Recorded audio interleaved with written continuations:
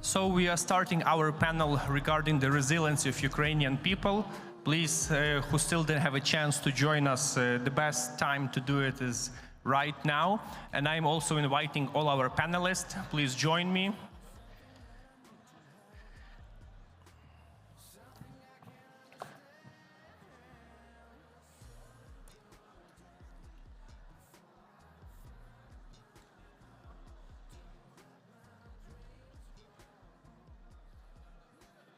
My name is Orezub. I'm the honorary ambassador of Lviv and have a chance to start our panel discussion. And also together with me, we have a few panelists. Irina Tkalic, the art coach.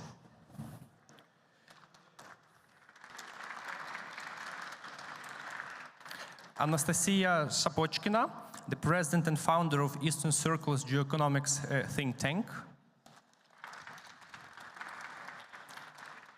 Katerina Sukhumlinova, head of Mariupol office of Maltese Aid Service. And last but not the least, Alexander Sienkiewicz, the mayor of Mykolaiv city. So those were the personal offline panelists. We also have two online panelists with us. Dmitry Terepik, Chief Executive of International Center of Defense and Security. Dmitry, you're online. Yes, hello. And Yulia Mendelь, journalist, Washington Post contributor, and the author of book, The Fight for Our Lives. So with such a good company, we're going to spend the next hour. Thanks for coming. And the entire event, since this is the first panel, would like to remind you that the World for Ukraine Summit is dedicated to make a platform between NGOs, politicians, local municipalities and business around the question of supporting Ukraine and raising the awareness of all things that matter. Currently, we are experiencing one of the most important events in our modern history. And for unfortunate reasons, Ukrainians are the people who found themselves in the middle of this tragedy.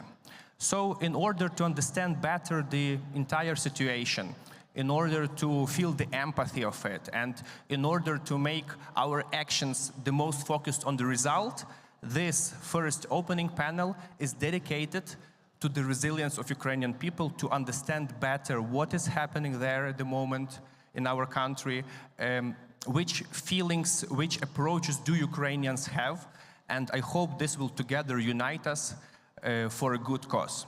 So I would like to start this event and asking the city mayor of Mykolaiv, who came here from very, very far, to actually maybe explain us the first events of current active phase of the war in his city and what is there happening right now. You, I believe, also have the presentation.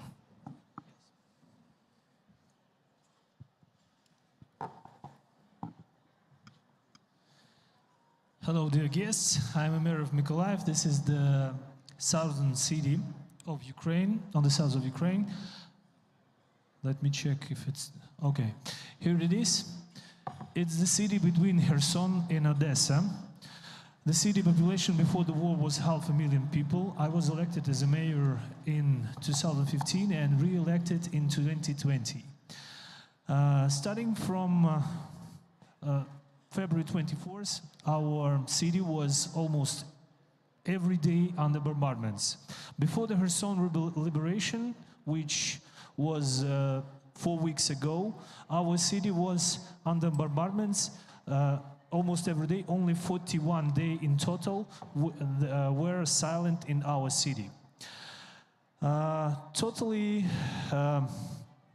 While this invasion, 156 civilians have been killed, 703 civilians have been heavily injured, and to be honest, we don't count people who were easily injured and who got help and moved home. We have ruins in all spheres of life. Big buildings, individual houses, educational, cultural, sports and healthcare institutions were bombarded. Let's say if we put places of bombardment on the map of the city, here's the city of Mykolaiv and its map. This is the South Buk River, which our city stays on. You can see that if you put a grid, almost in every cell of this grid, you can see the bombardments. Those bigger fires means bigger amount of bombardments. But the worst thing that happened to the city of Mykolaiv, the city is left in the left corner, in the left top corner, and the city of Kherson here in the right down corner, bottom corner.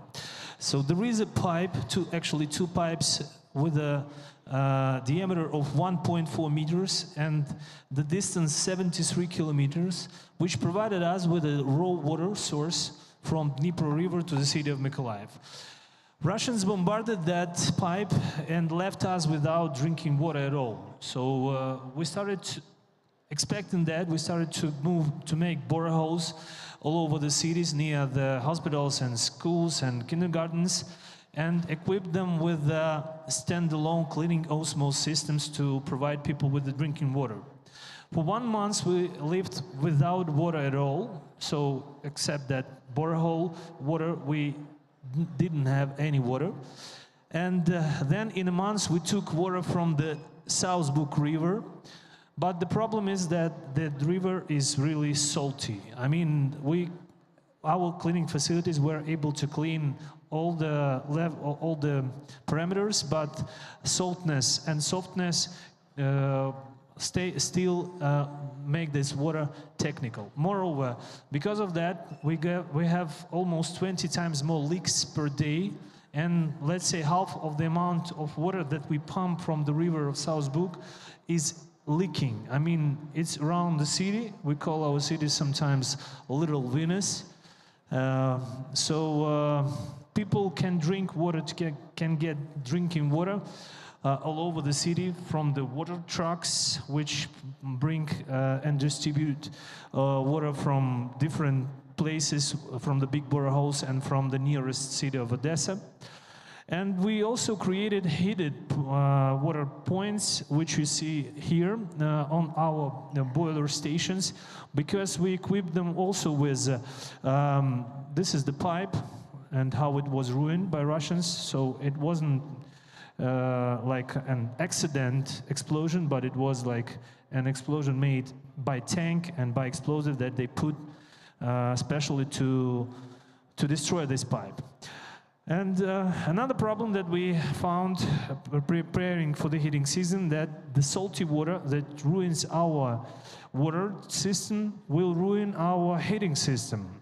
Because as soon as we launch and pump salty water in this heating system, it will ruin it and salt will eat all the pipes. So we made in all of our boiler houses boreholes, and also provided them with cleaning osmosis cleaning systems, which gave us ability to pump clean water to the heating system.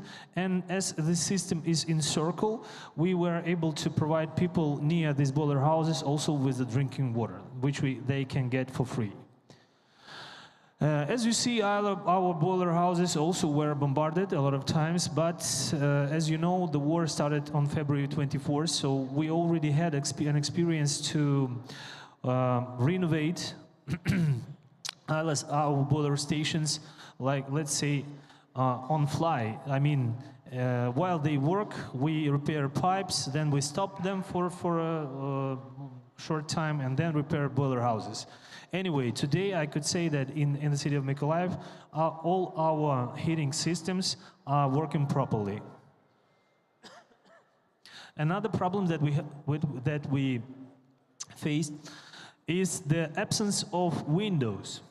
As you see, the amount of explosions and the amount of bombs that they launched on our city left us without windows. And let's say recently we counted how many people left in the city, and we found that we have about 250,000 people. It's a half amount that we had before the war. It means that half of those apartments were without people and without windows. And we asked this association of the cities of Ukraine to send us teams that helped us to cover all those windows using plywood. I want to thank to Denmark government that helped us with a big amount of this plywood that we used to close the windows. And also we repaired those broken roofs and prepared places for the heating in our kindergartens and schools, which we equipped with standalone boilers and different heating equipment, and prepared places like heated places in case we won't have any electricity, gas, and everything else. So our key needs today are water cleaning systems. As all Ukrainians, we also need diesel generators because we equip our water pumping stations with diesel generator. In case we don't have electricity, we'll still have water. Repair materials, municipal vehicles, because a lot of them were damaged while bombardments, and a lot of them went on the front line, digging trenches and helping our army to build fortifications. And as soon as we lost a lot of public transport, we also in need of that stuff. Thank you for your attention. This is a small introduction of how our city lived for the last 8 months. Thank you.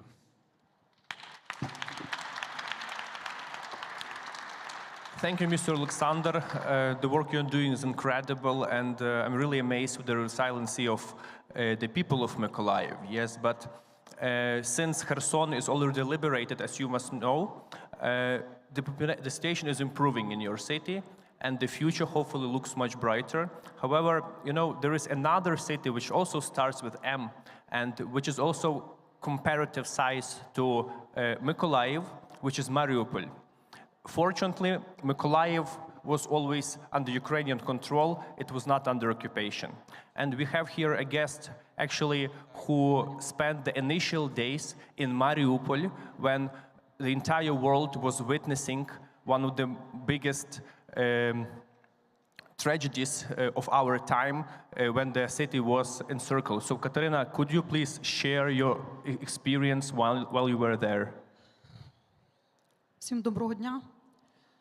Так, мене звати Катерина Сухомлинова, я добровільний рятувальник, який знаходився в місті Маріуполі, в оточеному місті 20 днів, оточеному армією Російської Федерації. Крім того, я є громадським діячом і депутатом Маріупольської міської ради.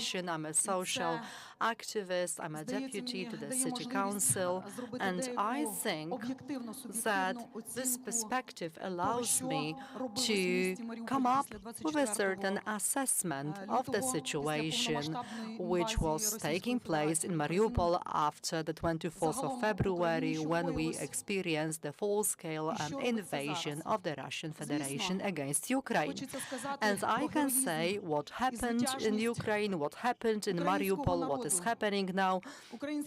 I can talk about victories by the Ukrainian military, by the Ukrainian nation. The Ukrainian military are protecting not only people from Ukraine, but democratic principles of the whole modern world. We have to be aware of that. We look nicely, we have nice clothes. It is a well-heated room.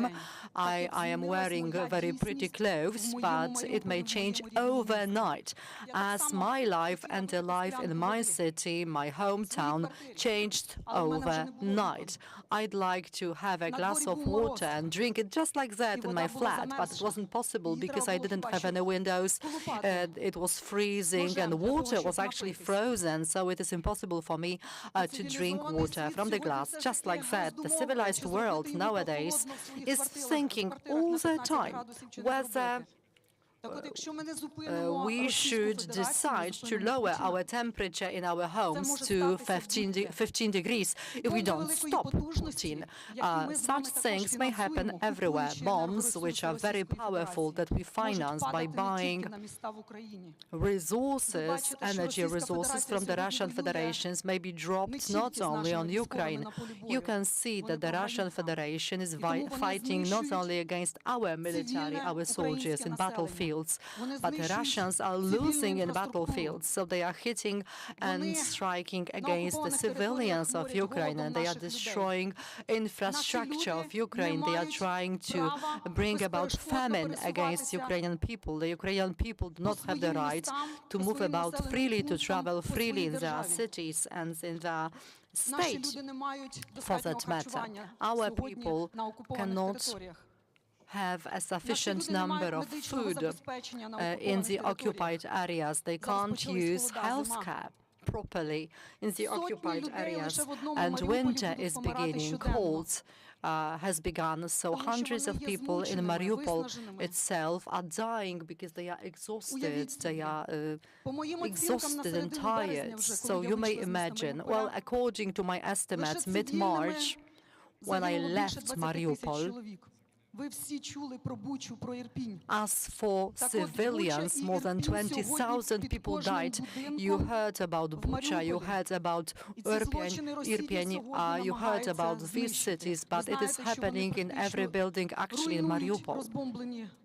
All this suffering, and the Russians are trying to destroy the city.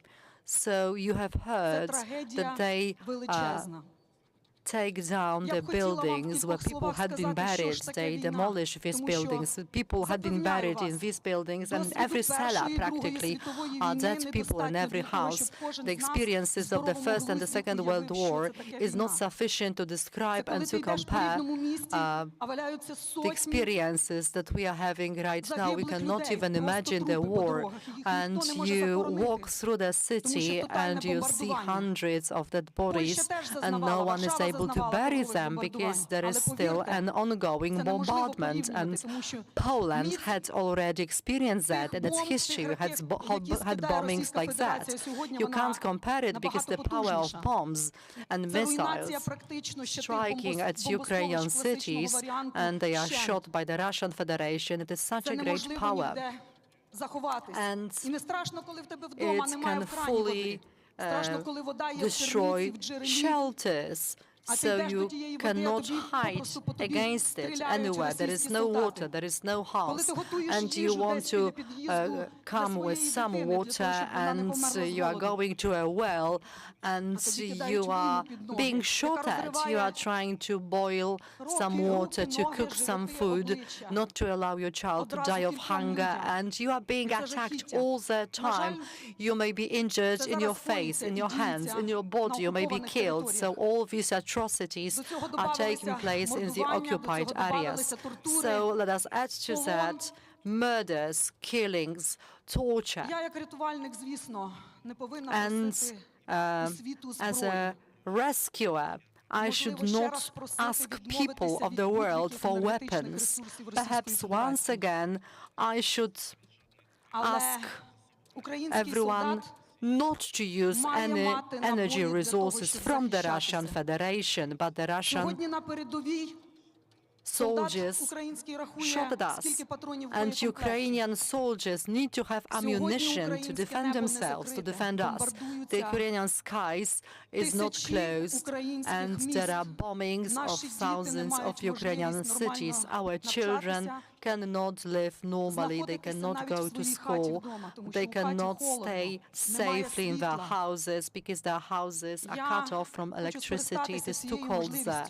So let me take advantage of this opportunity and turn to the leaders of the countries of the world чи who ставати пліч-опліч з are Україною. thinking Я запевняю whether вас, they should Україна stand переможе в hand цій in війні hand, з arm вашою in arm with допомогою чи Ukraine. ні. I can convince Але you, кожен з Ukraine вас, ті, хто will тут win знаходяться, in this ті, war хто with бачать your і help чують or without український your help, голос, but everyone sitting here кожен раз ви who is будете listening to задавати собі Ukrainians, to Ukrainian питання voices, every потім, коли single time you скінчиться have to війна. ask this Чи question зробили ви again все after the можливе war, для того, whether you щоб have done зменшити ціну, everything in your power ціну війни to diminish the suffering, для to кожного diminish the price українця, of the war ціну війни, for ту, every яку ми Ukrainian, платимо сьогодні the щоденно price своїми that we are життями. paying Чи on зайшли ви в everyday ті двері, basis які with ви our мали own зайти? lives? Чи засоби масової інформації you написали ту правду в своїй країні, Opened яку the мали би door that написати? you were supposed to open? Чи поговорили ви з тим, Did з the ким mass треба? media Чи write the попрохали truth? ви те, Did you що talk to потрібно зараз для everyone that you України? were supposed to talk to, that you were Зробіть це. supposed to ask for help for Тільки Ukraine? ставши Please do пліч-опліч that. разом Please ми do можемо that. зупинити Only if we stand цю arm in війну. arm Путін зайде together, we can настільки stop далеко, the наскільки war, ми we з can вами stop йому дозволимо. Putin. Putin will move Він on не as far виконує as we will жодні allow him. домовленості. Ніякі конвенції не діють. He is not going to observe and відважні. respect any conventions, герої. any contracts and agreements. Yes, І ми є Ukrainians are нація. heroic. Я сьогодні так Ukrainians гарно are вбрана не brave. тому, We що are в a мене nation. свято, День I am Катерини, well а dressed тому, щоб today, not показати because всьому it is світу, like a що holiday українці or не my росіяни. Saint Тому що ми маємо Patron's свою Day, but I want to show ідентичність, that свої Ukrainians are not традиції, Russians. свої We have традиції, our свою own мову. identity, we have our Ми own такими будемо. tradition, we have Можливо, our мене own не буде, але language, українці and будуть, і will Україна remain буде. so. Our identity will remain. Even if I'm not here, Ukraine will survive. Help Ukrainians as much as you can. Використайте всі важелі впливу для того, Close щоб the сьогодні дати airspace зелені over коридори Ukraine, цивільному take населенню, яке advantage of знаходиться all на possibilities of окупованих your територіях. influence to create Якщо вони green хочуть покинути corridors ті for території, вони civilians in мають the вийти. occupied areas if they want to leave the occupied territories because they have the right to do so. So take advantage of every opportunity to release prisoners of war because the Russian Federation does not follow any conventions, any international conventions on how to wage a war. Our wounded soldiers rot alive. There is no health care provided to them. So they are being starved. And I can with full conviction, I can say that there are atrocities, or these are atrocities against mankind perpetrated by the Russian Federation in Ukraine today. It is my appeal to This is you, very powerful speech. ask for help for Ukraine. On this event, there will be other meetings where we're going to speak about the documentation of war crimes and other relevant things to raise awareness and to develop the topic that Katerina just touched. So I'm really, really grateful for this. And I'm sure that other people also feel the empathy of it. And it will definitely affect the way how the world reacts. And actually, Anastasia, you came here to share about the resilience strategies on the global sense that come now towards Ukraine. Yeah, thank you. It's truly a shaking testimony. Thank you very much, Katerina. I am a Ukrainian American and left Ukraine long ago, but it's really, really what we need to hear. I think that often in civilized setting, we come to conferences, we have a tendency to talk about big, global things, and we forget about the very, very concrete situation on the ground, which is still there. And no matter how many pictures we see, how much people are talking about Ukraine fatigue, I think it's important to deal with the fatigue with human testimonies. And you living in Poland know how many Ukrainians with the real war traumas are among you. Now, I would like to take this to zoom out, as you said, and talk about the global consequences of the atrocities that Russia is committing in Ukraine through the prism of the topic that we are dealing with, and it's energy geopolitics, geoeconomics, and energy infrastructure. I'd like to remind that before the war, Ukraine was one of the biggest producers of electricity in Europe, with a capacity of 55 gigawatt. Right now, today, as we speak, 9 months since the beginning of the war, about 40% of energy infrastructure in Ukraine has been destroyed. That includes heat-producing stations, power stations, transformers, pumps for electricity. It includes high voltage lines, distribution lines. It includes also all of the city infrastructure, sewerage, pipes, water pipes.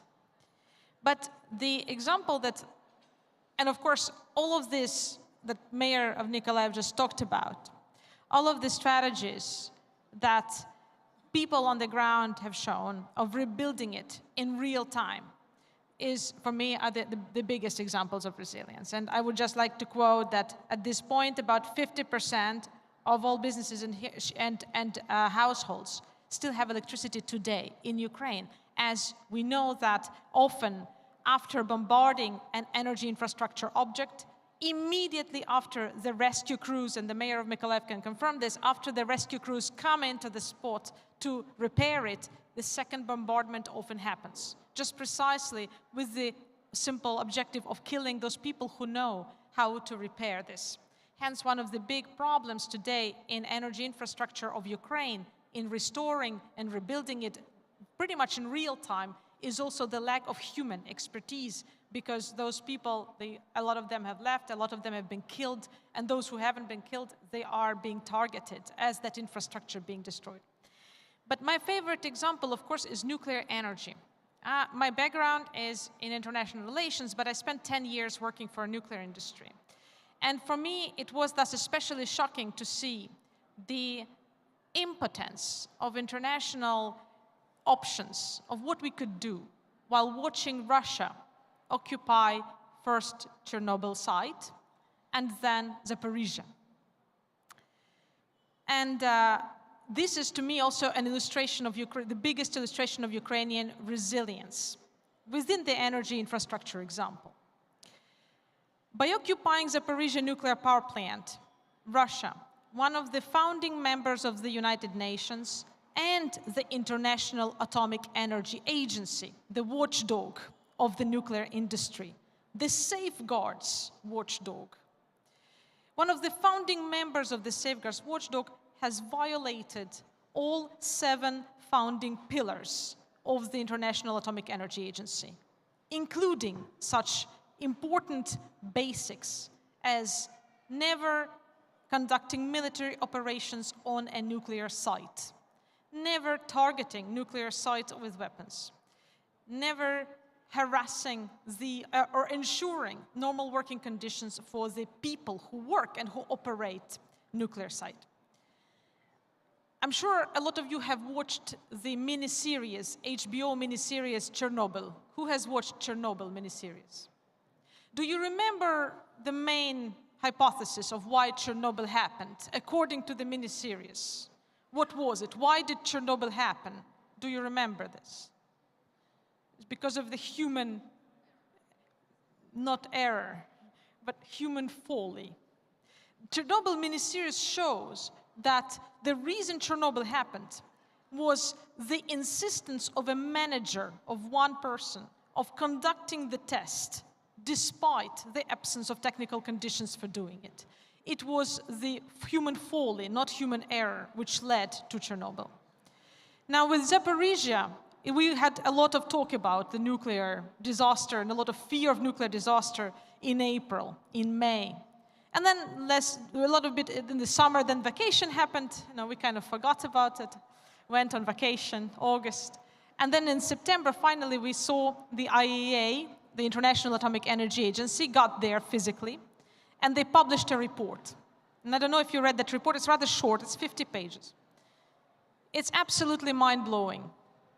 In the report, we learn, and they really chronologically restore the events day by day in the report of what was happening and what is still happening, precisely why Katerina's presentation is so relevant today as we speak at this power plant. And we learn that it's being disconnected from all 4 power lines which are supplying the power and thus allowing to cool the nuclear power plant core, which, if you saw the Chernobyl miniseries, is the reason which can cause, if it melts down, then it can cause the nuclear disaster. That these 4 electric lines are being disconnected in real time. The plant is being reconnected to the Russian power system, from which Ukraine has disconnected during the times of war, in another example of extraordinary resilience, in late February, switching to the European power system. So the nuclear power plant is being played with like a toy on a daily basis, today as we speak, as the workers of Ukrenergo, of Energoatom, of other Ukrainian infrastructure companies are literally working every day in order to just keep it going. That there are periods, long periods, according to the report, relatively short in historic sense, but long for a nuclear power plant, when the power plant is only supplied by diesel generators. This is by default emergency supply of energy, cooling the power plant, but also it means that hundreds of tons of diesel have to be actually delivered there in the time of real ongoing bombardments. And of course, we have testimonies about the plant being targeted regularly itself. Now, since then, since that report, we've seen all of Ukraine's nuclear power plants being disconnected from the grid, going into the emergency modes, etc. For me, the big lesson is, yes, Ukrainian people, Ukrainian companies, Ukrainian government is able to resist this so far by reconnecting to the electric lines, these nuclear power plants, by ensuring that they are going to be functioning, by reconnecting them to Ukrainian system. But what I also see is the deficiency of the international system of governance, which is absolutely not resilient in this situation. What we see is Russia going from being the key actor in the international system of governance, one of the 5 permanent members of the United Nations Security Council, one of the key members of the governing board of the International Energy Agency, Atomic Energy Agency, is still there. There is nothing that any of these international institutions which compose global governance today can do in order to answer Russia's violations of their own statuses.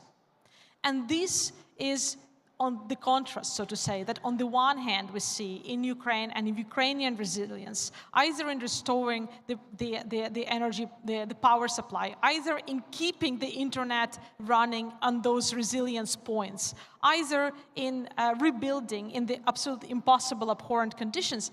On the other hand, we as international community, we remain entirely impotent in the face of Russian aggression, in a sense of our inability to to move Russia away and to get it out of the international institutions. Thank you, Anastasia. Just to conclude, quick conclusion. On the other hand, just to cite really quickly,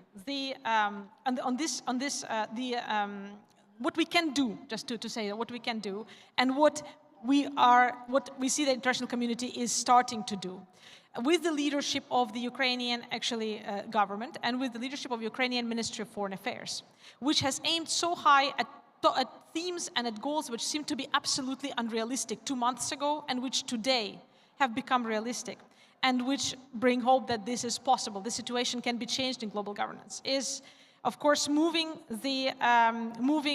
toward announcing Russia, recognizing Russia as a terrorist state. And this goes now from one international organization to another, as more and more organizations and parliaments especially, and international structures from NATO to the European Parliament to the Council of Europe are recognizing Russia as a terrorist state. To also the efforts which have really groundbreaking efforts, which are gaining traction right now, of setting up a special tribunal for war crimes specifically designed for Russia, as opposed to incorporating it into existing tribunals. Finally, recognizing Holodomor as genocide, which of course brings us closer to then being able to recognize the current events as genocide in the future. And finally, the reconstruction of Ukraine. And here, I think the same thing, I join Katerina, I think everyone can do something. In France, there are actions on the government level. Of course, the government itself is sending big generators, etc. There are efforts on the European Parliament level in which France is participating. I'm from France, so I'm more familiar with this. But also, there are efforts on the very much civil society level and city level. Cities are uniting today. There is a coalition of cities which are coming together as 50 cities to react to the need of generators, because there's not enough time to produce new generators. We're rather talking about cities actually giving the generators they have, or buying up generators, finding them somewhere.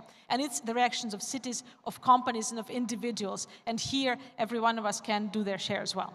And today here on this event, I met two young girls who were asking me, Orest, whom can we talk? Because we need a generator for our organization in Kyiv. So if you girls hear me somewhere now, please wave your hand. I think this is the chance for your organization to actually find the generator.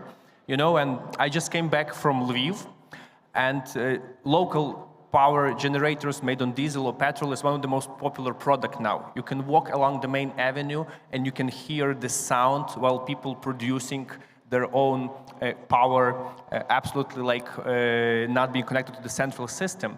And also, you know, like watching the pictures from Mykolaiv, listening to the story of Katerina, you might be wondering, like, how do these people handle this? What is they made of that they still can resist at the same time?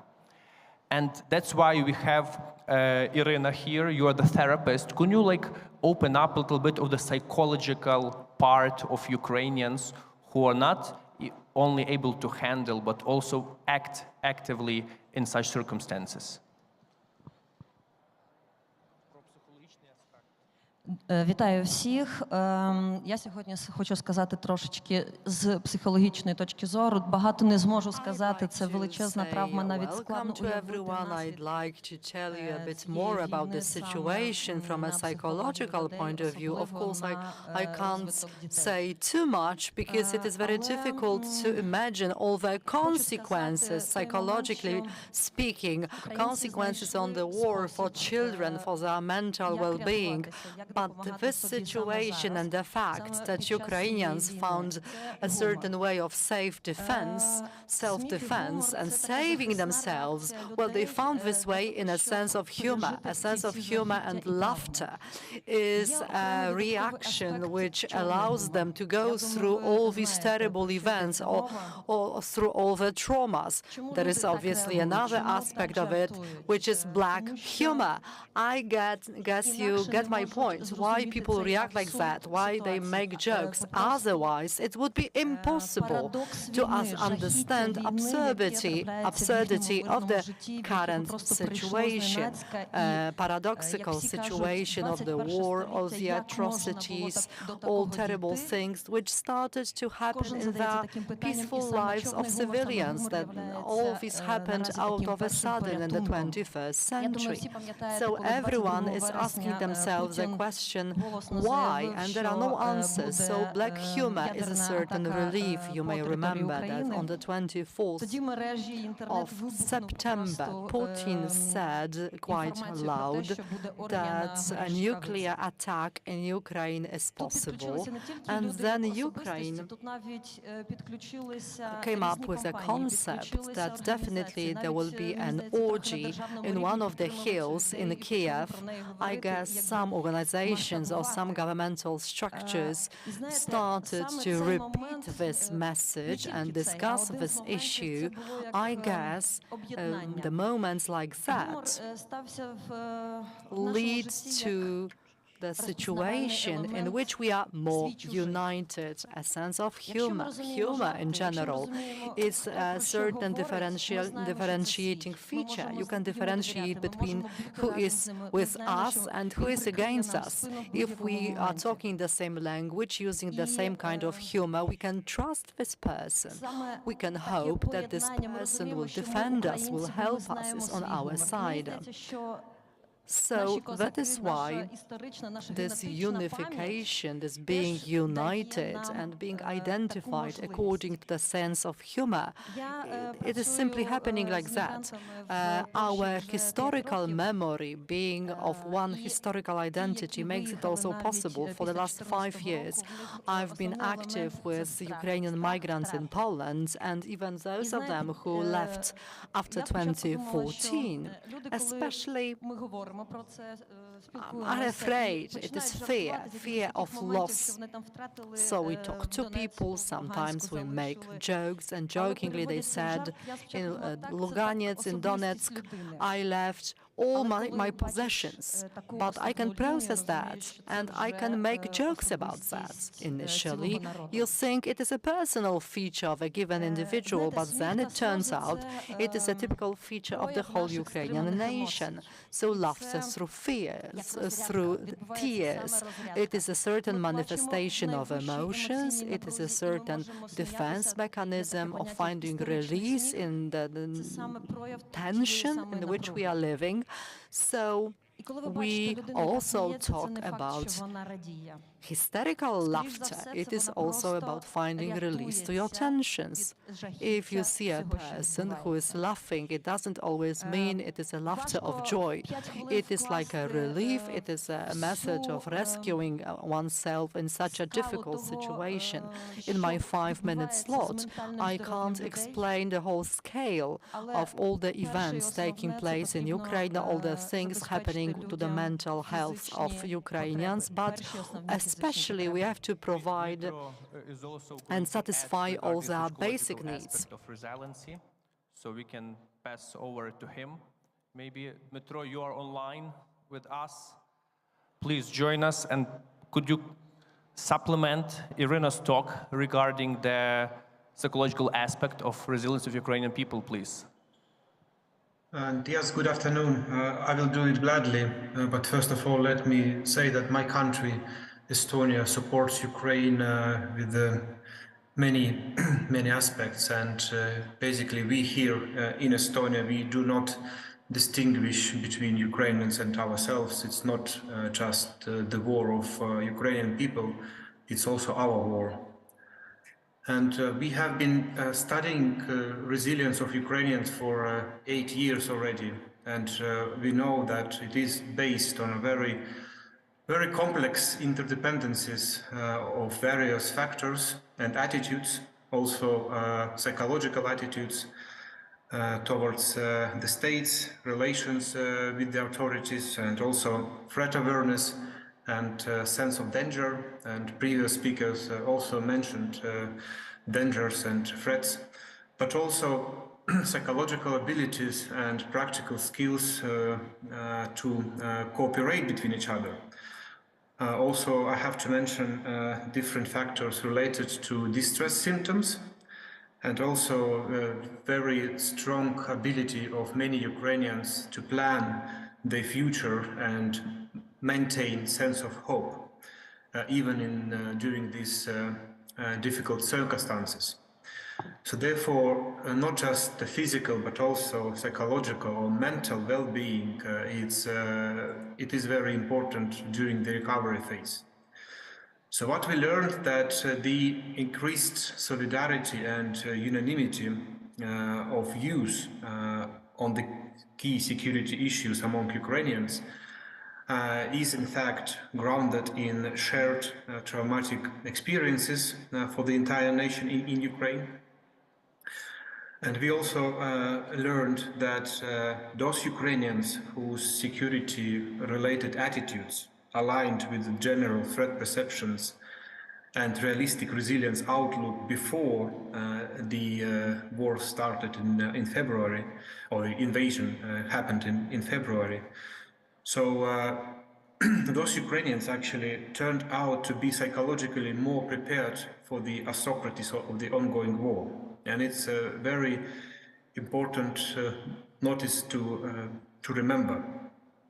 Basically, Ukrainians proved to be more resilient on the personal level, and consequently their kind of personal ability to cope with the stress and stable mental health also allowed citizens to contribute more efficiently to building resilience on the community level.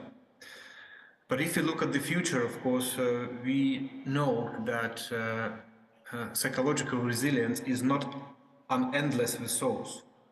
Exhaustion is a natural process, and there is more and more exhaustion, psychological exhaustion within Ukrainian communities. So therefore, tailored rehabilitation is very much required for the specific societal groups. And we made several fact-finding missions to various Ukraine regions, and what we learned that there is kind of 5 top list of different or specific societal groups who should be addressed with tailored psychological rehabilitation and support. Of course, first of all, internally displaced people, citizens and refugees from the areas close to the war. The second group is soldiers and veterans, speaking about the reintegration and retraining. The third group, which is very often overlooked, actually are first responders and emergency services who, as we know, work in Ukraine 24/7, and they also need psychological support for maintaining their mental well-being. The third group is motherless and fatherless families, and the last group which needs psychological support are teenagers 17, and it's actually very much future-oriented program should be developed, because disillusionment of the youth and brain drain of Ukrainian youth, what is happening as we speak, might have actually very long-term consequences for the Ukrainian societies. So what we also learned that Ukrainian women actually have higher level of distress because of the war and require more psychological assistance than men at average. And also frequency of watching news. And I know that there is a special kind of telemarathon, and psychologically, of course, people seek for information and they watch a lot of news constantly. But the frequency of watching news have also negative impact of a level of distress. So in that regard, people should also notice the consequences of information consumption. Thank you, Dmitry. Thank you for joining us. And we have to wrap up because it's a long program and there are many things also important to speak about. And actually, Julia Mendelь, who is online now, has the honor to be the closing panelist of our part. Julia, I know you wanted to send the message why the victory of Ukraine is important not only for Ukrainians, but also for Poland, obviously, and for the entire free world.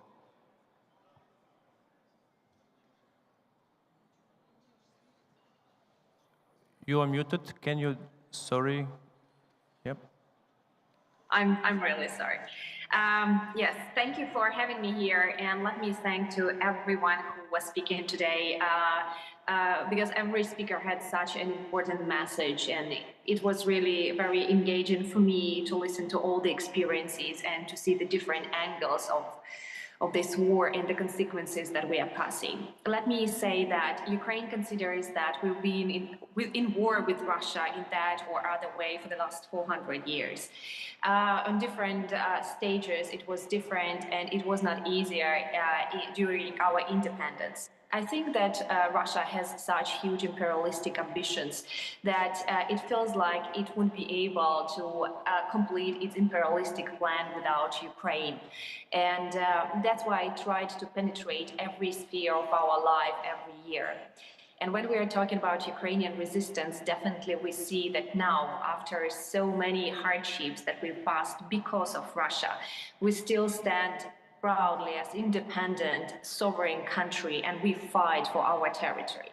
When we were speaking about resilience, let me just remind you the number that is often avoided when we speak about the war. When the war started in February this year, around 500,000 of Ukrainian men arrived back home to go and fight to the front lines. And this number is really impressive because they felt that this is our home.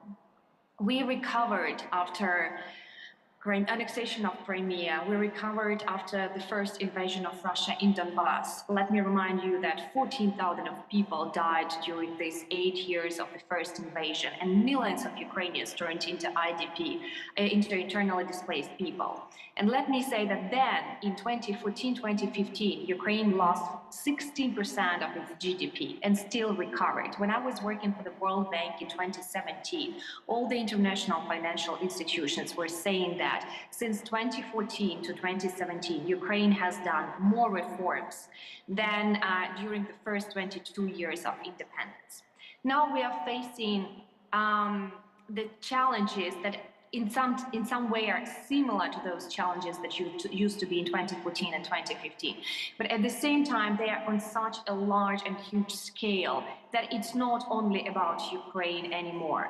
So when we showed so much resilience during the first, attacks, military attacks, and all those economic hardships and psychological hardships, I'm sure that we will be able to move forward with the consequences of this large-scale war.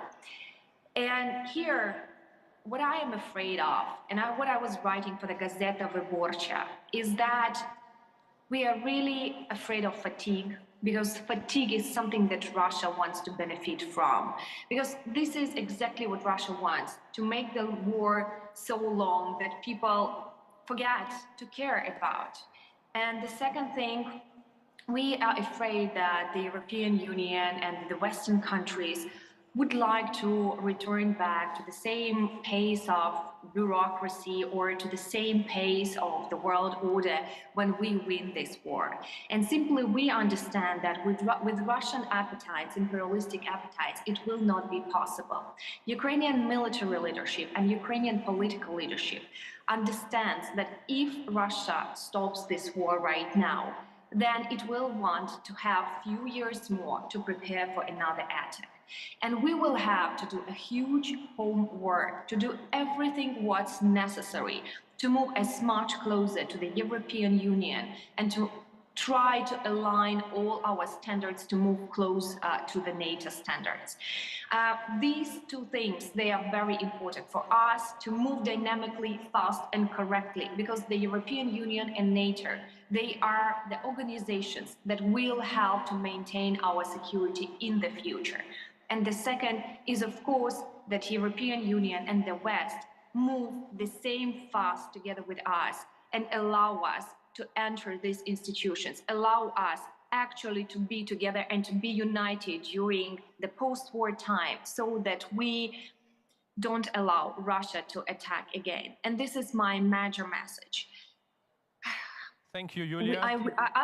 I ask to stand with Ukrainians united until it's necessary, until we win this war, until we return our people and our territories, and to make the guarantees that Russia does not attack again. Thank you. Thank you.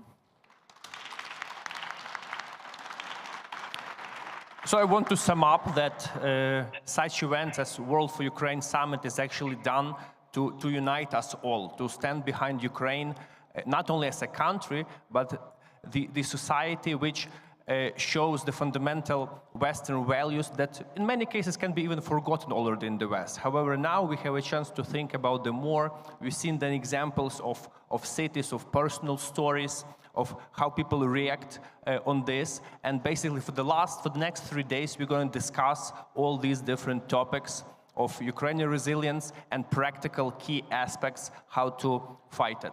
So I thank you very much, all the panelists, and thank you all our ladies and gentlemen who are listening to us. This was the opening panel, which touched all different aspects about Ukraine, and there will be absolutely much more. The next panel will be related to city mayors of Ukraine who made their way all the way here to present the real situation on the ground in their communities. And also you are welcome to watch the entire program on different digital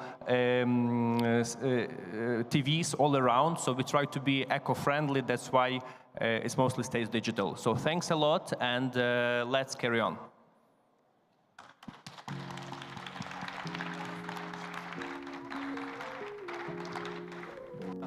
Gracias.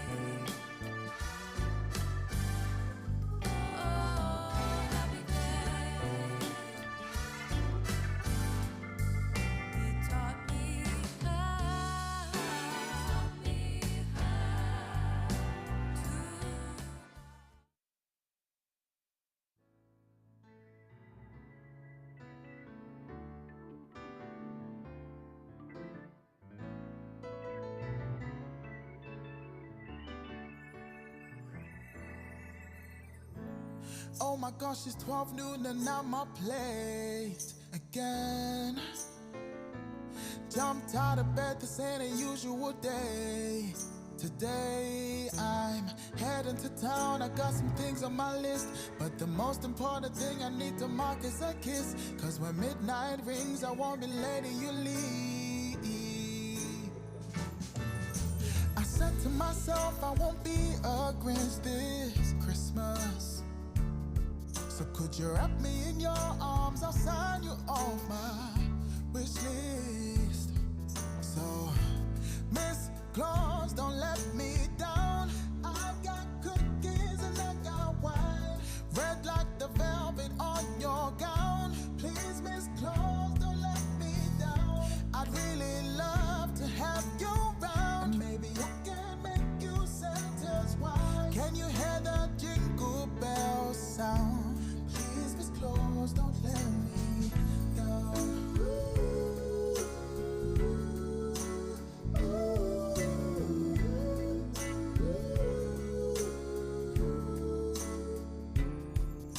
The table set so you don't have to do a thing. I put the tinsel and the stockings up ready for the morning. Took the tree out the closet, couldn't find the star, but since you're here I wouldn't mind your heart. I'm feeling festive, cheers, let's bless this occasion. So, Miss Claus, don't let me down. I got cookies and I got wine, red like the velvet on your gown. Please, Miss Claus, don't let me down. I really love to have you round. Maybe I could make you Santa's wife. Hear the jingle bells sound. Please, Miss Claus, don't let me down.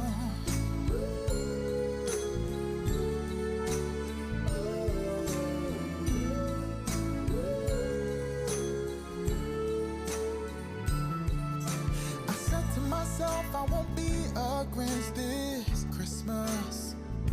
So could you wrap me in your arms, I'll sign you off my wish list. So, Miss Claus, don't let me down.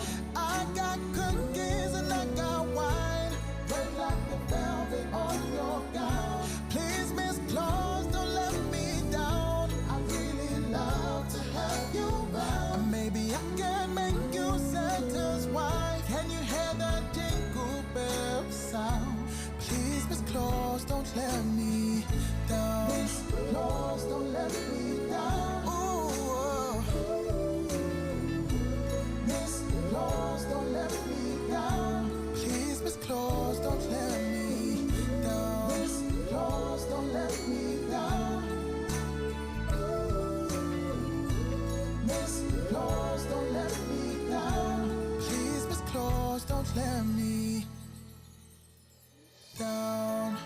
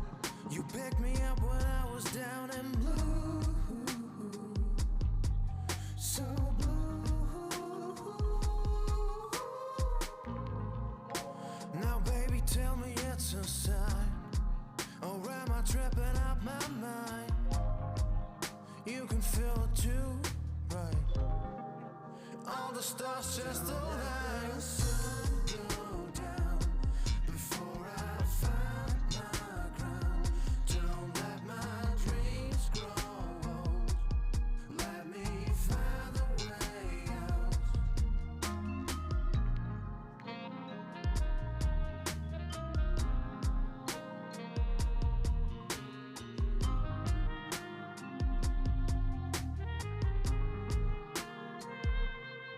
I changed my mind like the weather. Always looked for something better. Never satisfied with what I have. Can't handle all that pressure. Yeah, I looked so good and green.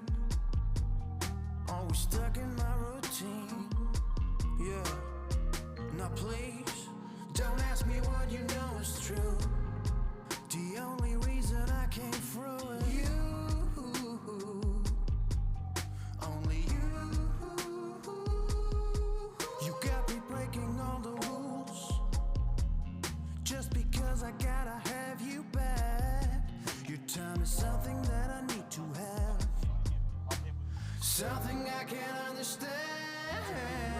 The sun go down before I find my ground. Don't let my dreams grow old. Let me find the way out. Don't let the sun go down before I find my ground. Don't let my dreams grow old. Let me find the way out.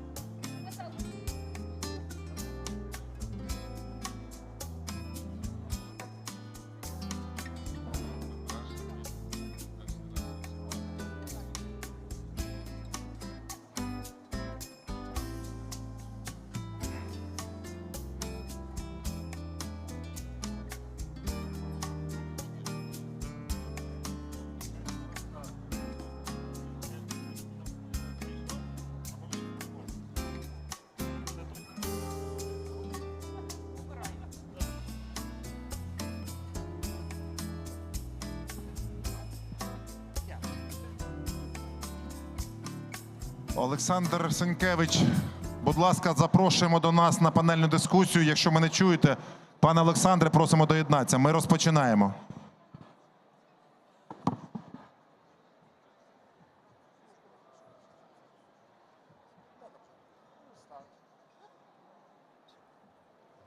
And once he joins us, we can start the panel.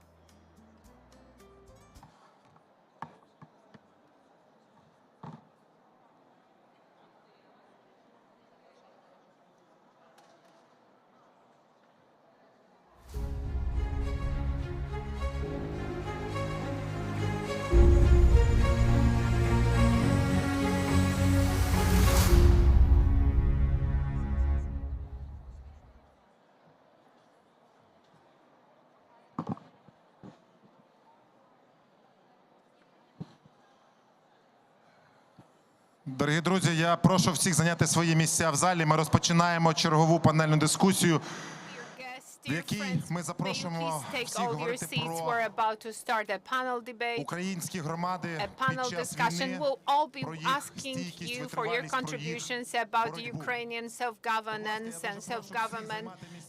In the time of war, about their challenges, about their struggle. Please take your seats.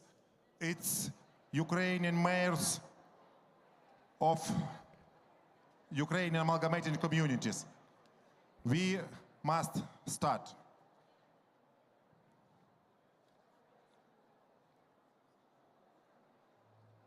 My friends, I present first Mayor of Shulginka communities, Lugansk region, Natalia Petrenko.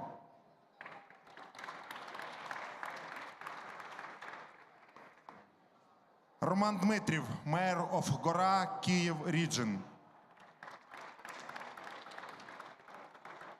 Григорій Рудюк, Mayor of Нова Борова, Житомир region.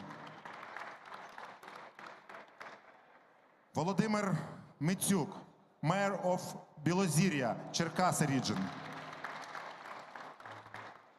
And Олександр Сінкевич, Mayor of Миколаїв.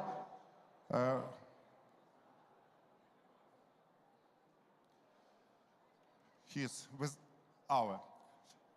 Друзі, ми розпочинаємо. Я думаю, що Олександр до нас доєднається з часом. А ми починаємо говорити сьогодні про стійкість, витривалість і боротьбу українських громад під час війни на території України, війни, яку розпочала Російська Федерація. Ladies and gentlemen, we're now starting a panel about local governments and how they manage in these difficult times of war. Today, we celebrate the Day of Local Self-Government. This is our day, so I would like to greet everyone who is somehow related or connected to self-government in Ukraine.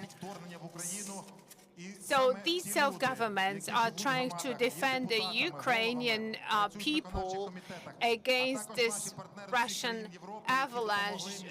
So our partners from many European countries who supported the local self-government, they are the guarantor of our future victory.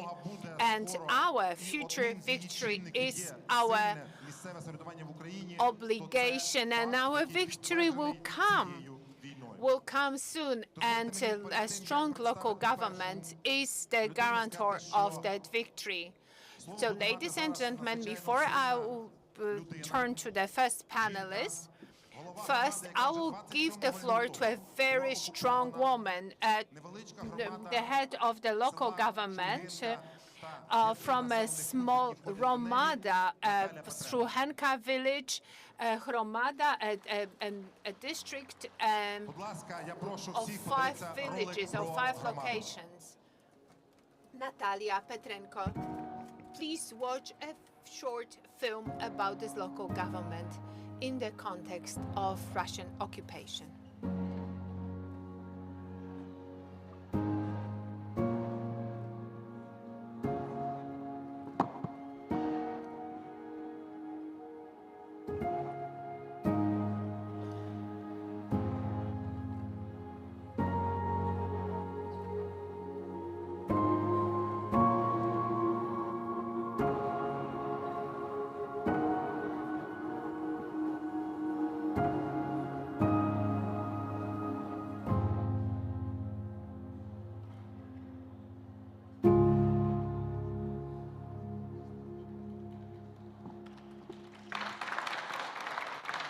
З окупації Наталя вийшла 7 квітня, тоді, коли вже безпосередньо її життю загрожувала небезпека. Будь ласка. She left this occupied area, this occupied location, when her life was in danger on the 7th of April. I come from Ukraine. I'm a Ukrainian, and I'm proud of it. We all have our fears, and my biggest fear that I would like to tell you about was the fear which I felt when I was leaving this occupied area. We were leaving this area with my whole family. Bucha, Irpin, these locations, they were going back home. They were going back home as heroes. I don't want to diminish their pain, their losses, but I had this pain, I felt this pain that these people, they were going home and we're still in the territory that no one needed, that's been at war for such a long time. But as we're talking to my colleagues, we're invited to so many forums and to different platforms. And I felt that support, and I realized that this area of Luhansk, of Donetsk, that Lugansk, there will be a family. Just these territories are not in there for now.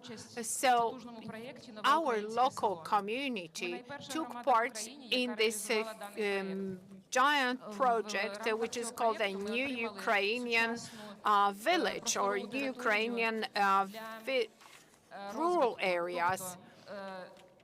So we had that huge coverage, local coverage, and through collaboration with business, we could create excellent conditions for rural areas. So the strength in Ukraine comes from the rural areas, and we were working there for so many years. We had such a great opportunity to get excellent levels of services, high-quality services to our people. And it's been a year now since the time when we set up a youth center. We managed to involve young people, the youth. They were so interested in remaining in rural areas. We were teaching them how to operate a 3D printer. We had local like interest groups or cultural centers, and it turned out that people from urban areas, from cities and towns would come with their children, so they could take part in the courses, in the activities that we organized. We had men and women coming in their best shawls, and they would come to our activities, and they would do this creative part. Or I could spend months and weeks telling you about what happened. And then a regular Army Rostov division entered our location. And from day one, from the onset, from this fully fledged invasion, we were set to organize ourselves. We were set to be prepared. We were issuing reports to calm down people every day. I was updating people where tanks were coming. I was asking people to stay home, not to risk anything. I was asking them to be home. It was Sunday, and at 8:30, a tank division of 150 tanks entered our Hromada, our village. They were stationed at the square, that the main street, and in the main street, and they were pointing at our houses. There was no armed resistance. There was just transiting our village, but they started shooting. They were just trying to destroy the technical infrastructure, road barriers, and our infrastructural systems. And it was so painful. We were so, we're crying over every single road sign which they destroyed. Were the videos, the films of the occupiers at our administrative service center. We had 20 cameras of the monitoring from each and every part of the building. We could see what was happening, and when they started the destruction, so it was so painful. My heart ached. We had three beautiful felt masks, and the rest ran them over with tanks. I couldn't stop myself. I was trying to stop these tanks. I was trying to stop them all. Or perhaps From today's perspective, I can say that I got too emotional at that point, but I didn't feel any fear. I was asking them about their villages, whether they have such villages, whether they had such villages in Russia. I was telling them that we have electricity, that we had everything in our villages, and then all of a sudden we had all these people who were trying to kill us. They didn't see any resistance, so they were destroying everything. They wanted to turn everything into ruin. So we were under this quiet occupation because the front line was going closer to Donetsk. We couldn't leave our territories. We could only go into Russia. So we were locally stationed, and we would be calling our colleagues and friends, and were asking about one another's needs, and we were setting up these humanitarian service points. We were collecting food and basic utilities. We didn't count on any help, and people brought everything that they could. We couldn't work in our buildings, so we worked elsewhere, and we were supporting those who didn't have a chance to go to Russia. We were not bombarded, we're not shot at. They just entered our territory.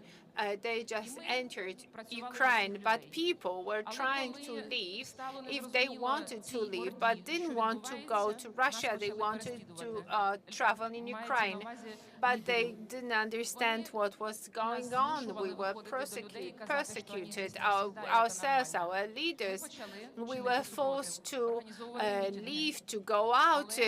They were trying to enforce this message that the Russians arrived and they were there to stay. We were under constant supervision. We had searches in our homes. I was taken for a hearing, and then we left. The whole team of this new local government, we all left. So we have this educational team, we have the financial authorities. We keep on working for the sake of our community, and everywhere we have these humanitarian service points that support all our people. These are services of different nature, including charity. I understand that there are some time constraints here. I could spend hours telling you what is happening there, but I can promise you that we'll be back again. So please come to the oldest Ukrainian village in Ulanszczyzna. I love my area. Thank you so much. Українські жінки українського місцевого самоврядування і танки руками зупиняють, а це ви бачили на свої відео. All right, so these are the women who work in Ukrainian self-government. They can stop tanks with their bare hands. So this municipality is functioning in a slightly different form, the Shulginka municipality, but only one person from the whole system of local governments decided to collaborate with Russians, and all the others are still working for their municipalities, for their people.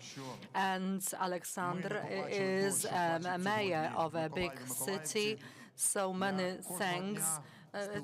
He is the mayor of Mykolaiv, and I talk. And we talk to different people on a daily basis. We talk with Anna Mykolaieva from the city council, and she is telling us that she cooperates with other people in the municipality, in the city, and all of them cooperate and do as much as they can. For all of us, I mean Ukrainians, and never was expected for Russia to invade Ukraine in 21st century. There is nothing good in war, only death and problems, and a lot of problems that we will see in future. But anyway, it happened. On the first day of invasion, I gathered all my team and we decided what will we do in the next time. First of all, we started to build fortifications around the city. We have an experience starting from 2014, so we use our machinery, heavy cranes and excavators, building trenches in connection with our territorial defense troops and army. Second, I gathered all of my staff in the city council's hall and said that we need to leave this building because it's an aim, and as soon as they attack this building, a lot of casualties could be in this place. You know that if you know that in March 29th, Russians attacked by cruise missile our regional administration building. That day, 44 persons died because of that rocket hit, and the buildings became as a symbol of Russian terrorism. So we decided to leave the building of City Council, and it still stays there without any people. And we decided to move to walkie-talkie Zello in our phone. We decided that we will have a connection through the phones. As soon as we have mobile connection, everyone will be in this program. And we started to work as a city in iPhone, let's say city in phone.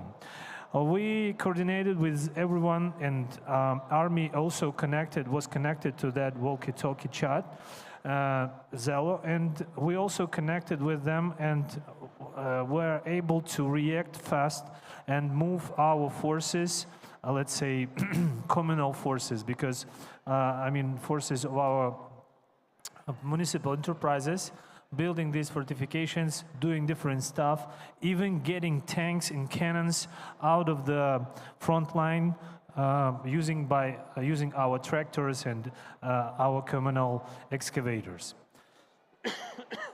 Again, with cooperation with Army, we started to build more complex and more difficult fortification buildings, and started to expect Russians from Kherson area.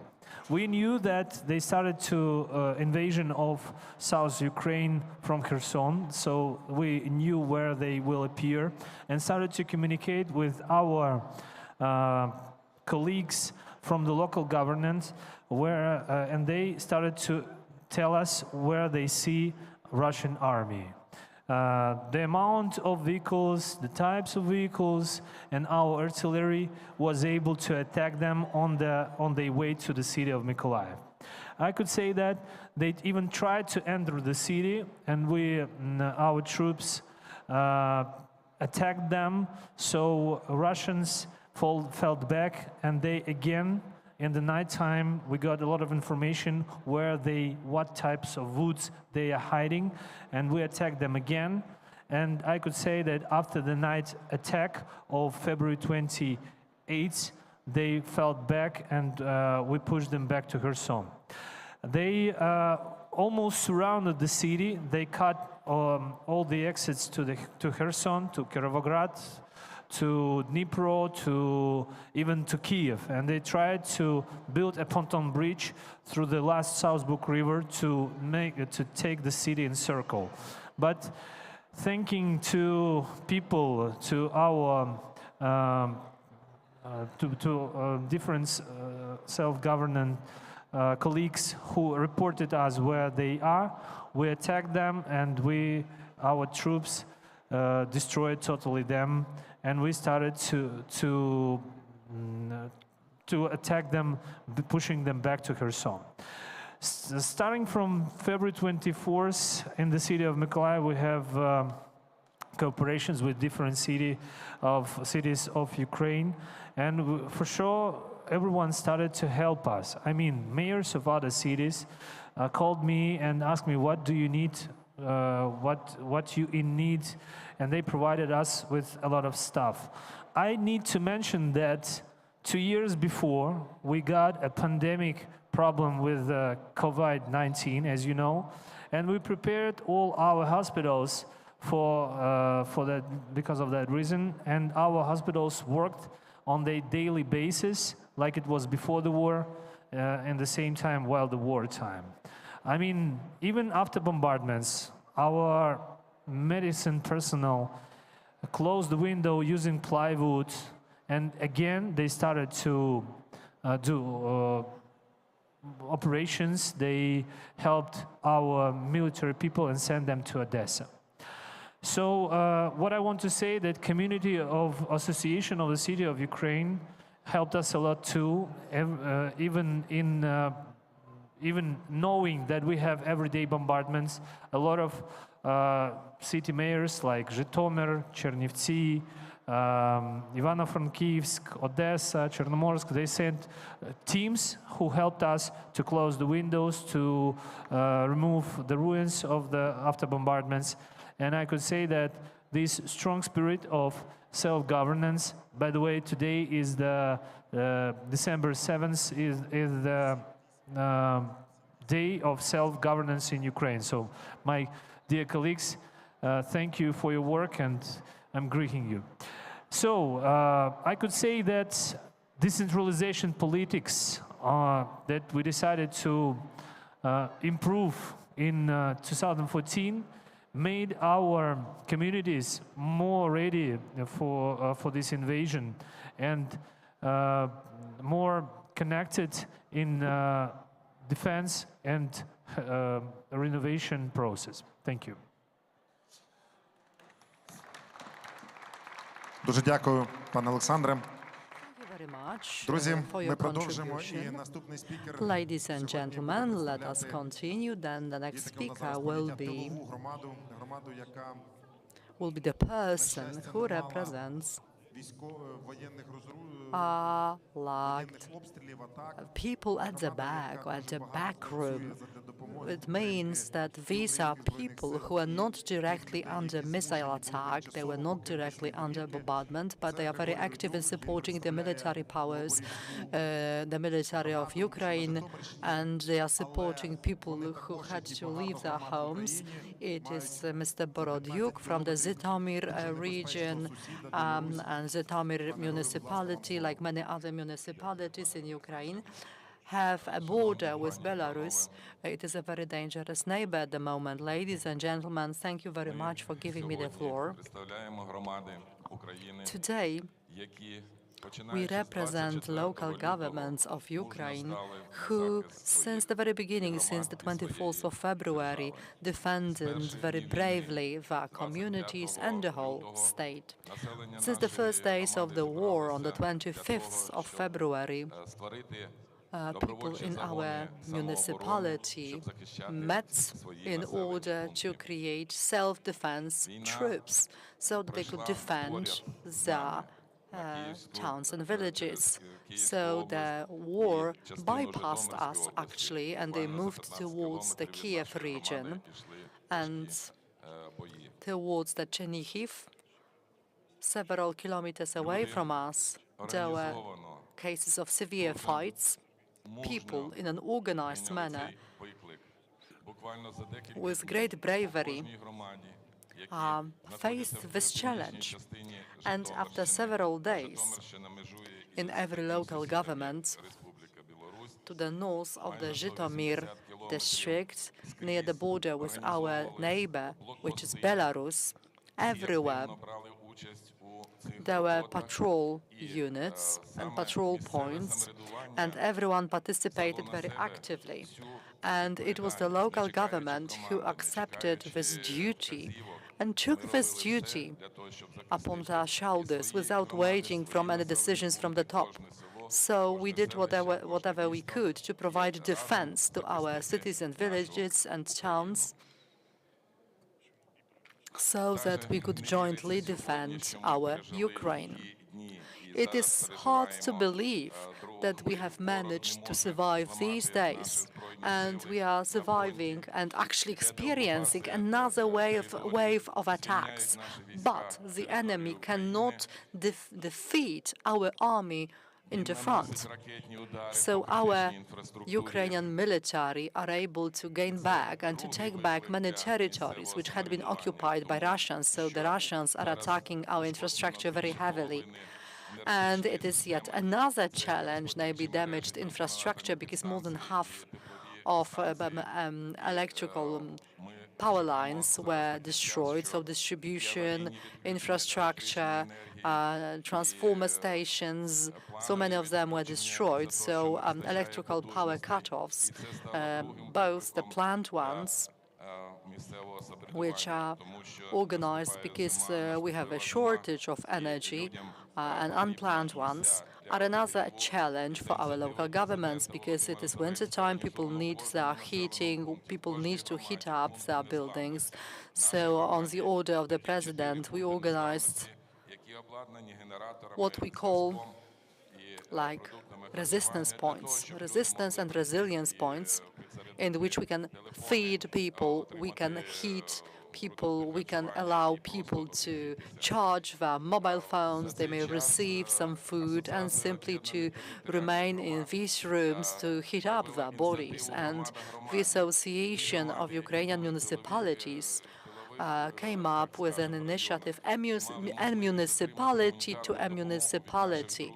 So there are also municipalities who actually are located at the back of the front line, further away from the front line, so they may support the more affected municipalities. It was like a grassroots initiative. It was not connected with any order from the top. They passed on food, they passed on clothes, medical supplies. And another very interesting initiative, which was also suggested and was organized with participation of the Association of Ukrainian Municipalities, were Gardens of Victory. The municipalities who were not directly on the front line, which were not under the missile attack directly, could use like available plots of land, sowed or planted vegetables there, and it was food which was then passed on to the military forces and also to the municipalities which were under occupation. Such activities are the proof of a courageous spirit of the Ukrainian nation, which was not subdued, which was not broken. We are defending our land, we are defending our lives, we are defending our people. So let me take advantage of this opportunity and say thank you to our friends in the EU member states, and especially in Poland, because Poland, on a huge scale, responded to our needs and provides us with a lot of support and help, both on the political front and humanitarian front as well. Thank you very much indeed. Thank you, everyone. So that is why I want to say thank you, and I hope that our victory is near. So, hvala Ukraine. Thank you very much. We thank you, your group and village. Then we have Roman Nitrik. His group, his Horomada, first was one of the first that felt that breath of war because of the fact that Borispol, the airport, one of the first culprits of the invasion, is within the territory of this Horomada. So before Roman takes the floor, let us watch this short film.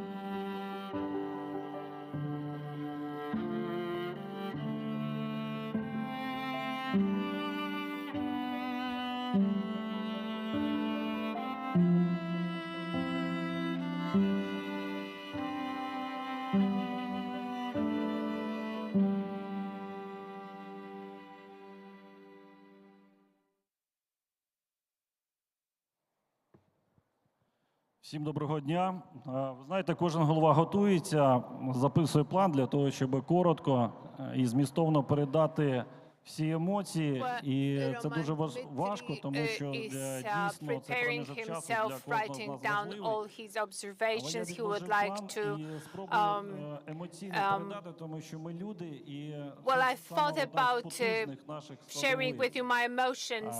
I had this plan. Свою промову But we're all humans, and emotions are among the key components of.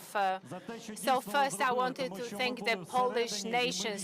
I want to thank the whole world for all you did, because we're inside and we have felt your support every day, all the time, for your joining this support, for your assisting us, helping us. For the first time, I'm abroad, and I want to thank you. I feel this light. I feel this support. I thank you for that. So things are still in progress in Ukraine. So we made this huge step in 2020. Every single hromada felt that change on the 24th of February. No military administration, no soldiers were able to organize people, to defend people without the local governments. So the local governments had to carry the burden of these developments. So men, women, children, well, they put on anything they can, well, everything they had on them, and came to help. We heard eruptions, we had heard explosions at 7 in the morning, and we organized a staff, we organized a task force, we worked as a team with specific roles to fulfill. Now it's easy to speak about it, but we slept like 2 hours per 24 hours. We didn't eat, we didn't drink any water. We're not far from Kiev. We understood that their goal was to invade Kiev, to occupy Kiev. We said that we had to withhold for 3 full days. We didn't know how to do it. We don't know how to put out the road blockages, but luckily we had some experience in management, and we were organizing the defense of our location. We were producing our first mines from gas bottles, and we were actually digging trenches, and we were quite successful, actually. But in my presentation, in my contribution, I wanted to focus on educational concepts here. We didn't have any units, we didn't have any places, any sites, any facilities, so we had to move into these educational facilities where we're setting up warehouses, we had to store drugs, medications, we had technical infrastructure, critical infrastructure next to our location. So we had a lot of military personnel with more than 1,000 people.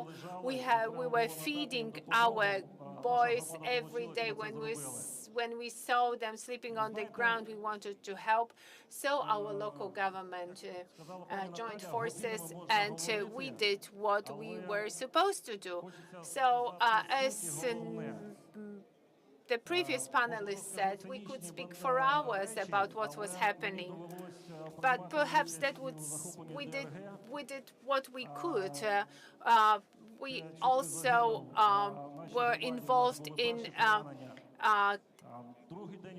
identifying certain groups of spies, and I was carrying. I was carrying guns. I was in this military group with soldiers. Men can get used to explosions. When things happen, one can get used to that. When I was leaving Kharkiv, I said, well, boys, it's difficult, it's hard, but the only thing they can do to you is to kill you, but you're ready for it. You're ready for it in your mind. But I said that every single head of local government has its very hard, because we come home and we have to face mothers of soldiers who were killed. We had to face children crying. I really needed to have so much strength to pull people out of basements after shell attacks, because people were afraid. Our soldiers, they have so many tasks, so local governments, they had to take over. We have this huge mission which we continue. So this is why I want to thank all the heads of local governments in Ukraine. Thank you so much on your day today for your patience and dedication and your effort. Thank you so much. Roman, thank you. And now I would like to give the floor to Volodymyr Mitsukal. So let me say first that this is one of the largest hromads that accepted, well, received about 7,000 soldiers. They were stationed there. So they were stationed there locally, temporarily, and they would start for combat from this location. So he knows what it's like to fight from day one. So we will all remember these days for long. Our Horomada, which is Yozirsk, we were operating in a regular regime. We had been set up 6 years earlier. We were developing things, we were building things, but when the war started, we were united by the fact that we were attacked. We put out road blockages, and when we were ordered to receive the army, that we were told that we would be the center for military units that would be formed and sent out to front. We started to receive recruits from all over Ukraine. And then we had all these anxieties, like standard human anxiety, 50, 20 buses per day coming with recruits with 500 to 1,000 people per day. So the first thing we faced was that we had to accommodate these people somehow. We had to find some accommodation, some food for these people. We had to do it somehow. So all structures that exist in our local government, they got engaged. We were gathering food, and so every day we would collect 4 or 5 tons of food produce, well, jars with pickles, with vegetable, etc. We worked day and night to feed these soldiers so they could have breakfast, lunch, and dinner stationed to the soldiers stationed in our area. And that was at the peak of the pandemic. And when the people started to fall ill after 7-8 days, we fell short of medication, and we called on other local governments for help. And here my words of gratitude goes to Voronezhka Horomada, that after 2 days they sent us a bus with all the necessary drugs, and we could send them out to the front. Well, the pandemic was spreading, but thanks God we survived and we did not give up. Because of this decentralization, we're more united, we're closer to one another. No one was asking questions like, are you going to help? Will you help? But it was quite scary. Well, we had all this soldiers coming. And 3 days later, shops were empty. People bought everything while soldiers were coming, and they bought all the products. And we had to tell people that they had to remain calm, that the most important thing was to send these soldiers to the front, and then we had to rely on one another. And then the key moment, March 23rd, when we heard this announcement that first units would be going to the front. And when we announced that the first 1,500 soldiers left for the front, almost 2,000 of our residents, we had 55 buses, and we were sending these people out to the front. People were crying, and people would give them everything they could because these soldiers were going to the front, and all our local community united. And I think we will win this war. We will overcome, and I would like to thank all our friends here who support us, who help us sending out power generators.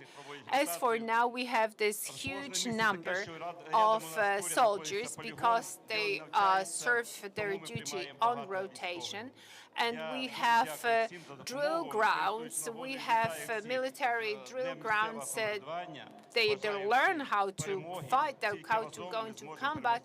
So today we are celebrating this local government day, and I want to say that victory is ours and glory to Ukraine. Thank you.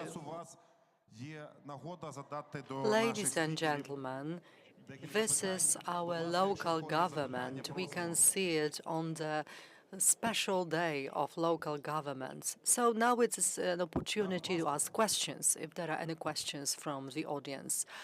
Members of the audience have to use the mic, otherwise they won't be interpreted, because interpreters cannot hear them. Пані Наталя, доброго дня. Вітаю всіх. Світлана Мерзлова, голова громадської I'd like to say hello to everyone. Svetlana Morozova. I am from an organization called Зв'язки from Ukraine. Natalia, as a woman, could you tell me what was your biggest fear at the beginning of the war? Because a woman feels responsible for a family, and you also had your local government to take care of. You, as a woman, you asked me a question, what was my perspective as a woman? Well, I felt I was a threat to my family because I'm the head of the local municipal government. So, but in my role of the head of the local government, I felt I had to defend my municipality. So it played its role, this instinct of self-preservation played its role. I decided to leave at a certain point. My family is actually safe because my husband is in the front, and I with my sons, we are active all the time. We are very active. Ladies and gentlemen, we are deeply moved listening to the accounts from Ukraine, but I'd like to ask whether you know what is happening in the heads of Russian soldiers who participate in this barbaric crime, in this heinous crime. Do they realize that they are part of the international atrocity, international crime? Ladies and gentlemen, we didn't hear interpretation. Let me interpret it, say it once again.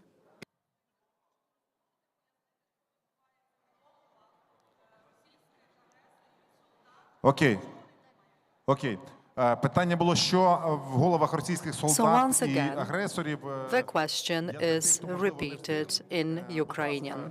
Хто готовий відповісти? Я коротко скажу, і далі я думаю, Роман скаже, тому що, саме з All right, so perhaps I will say it briefly. with Russian soldiers. Well, we met Russian soldiers. We talked to them. What is in their minds? They are convinced that they didn't come to kill us. They came to kill Ukraine, and to kill Ukraine and everything connected with Ukraine's development. Because in my opinion, the Ruski Mir does not exist. It is Russian slavery. So yes, we talked to different people. We also talked to collaborators whom we captured in our city. They are even worse than Russian soldiers because they helped Russian missiles to hit the targets. Targets being buildings inhabited by civilians, by people. So since the very beginning of the war, you have to listen to what Putin is saying, but interpret it differently. If he says, we are going to remove Nazis from Ukraine, it means we are going to bring our Russian Nazism in Ukraine. If he says he's going to protect Russian-speaking people in Ukraine, it means that it doesn't matter to him whom he's going to kill. 100% of people missing, of people who died in Mykolaiv, were Russian-speaking people. So what is in their minds? Nothing, nothing. Many years of propaganda made them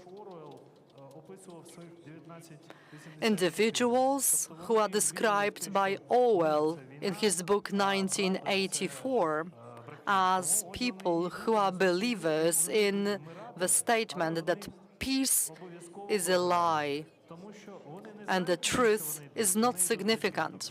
So they don't know where they go to, why they go there. They are doomed to fail. They are like dummies in the hands of the mighty Putin. But we know what we defend. We defend our freedom, our land, European values.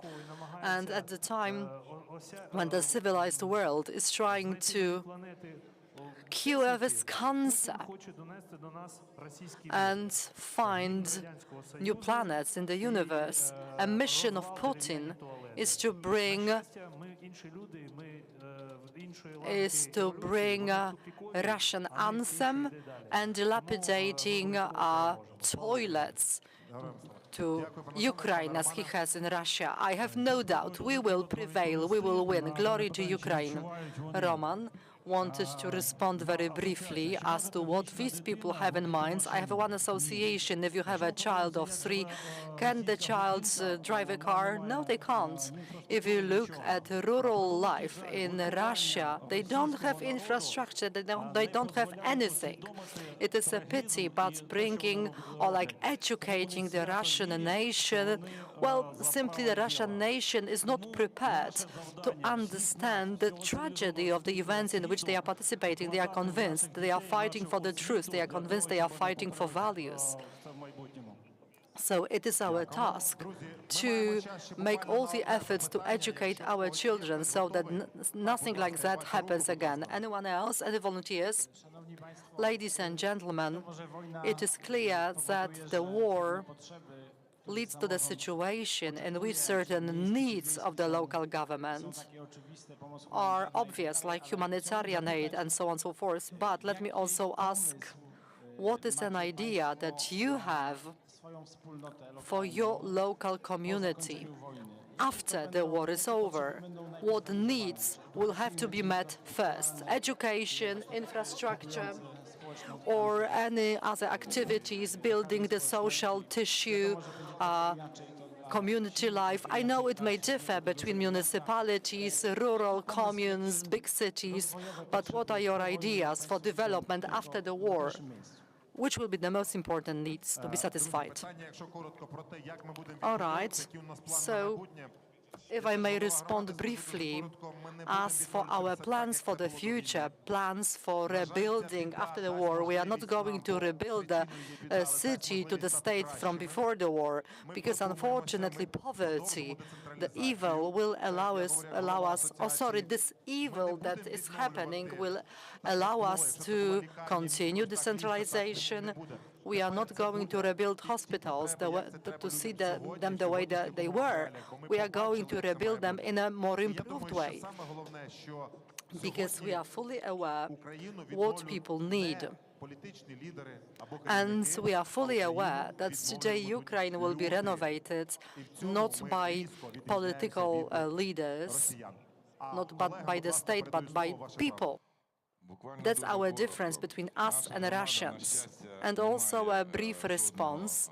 Let me just say that our local government luckily doesn't have any destroyed building in our territory. We are lucky in this respect. But we are preparing a complex plan of using subsidies, state subsidies from the central budget to come up with complex development plans for every regional development and territorial local government. We are thinking about that now. We are drawing this picture of our community for the future. The war has become a great test for us, but at the same time it opened up new perspectives for us and made it possible to see our future in a different light. Before the 24th of February, we had never thought that we will live to see such horrible times. Still, we are looking ahead in the future with hope, and our local government community is coming up with a complex development plan for the future. Okay, also very briefly, to the point.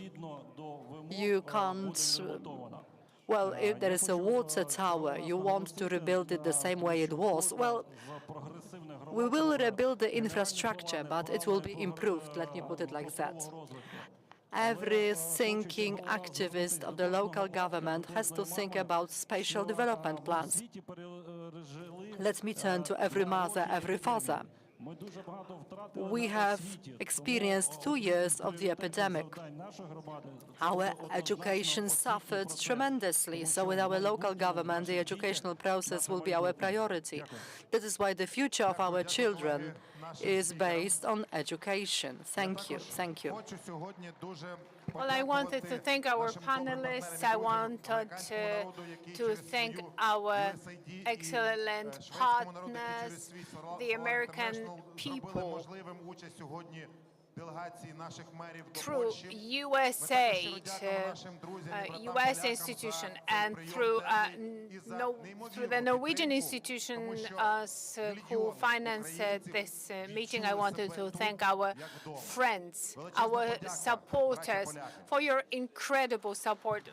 Millions of Ukrainians, they have felt and feel here in Poland at home. We thank you, dear Polish brothers. The day after tomorrow, we're going to have a separate discussion devoted to this issue in Ukraine. We have this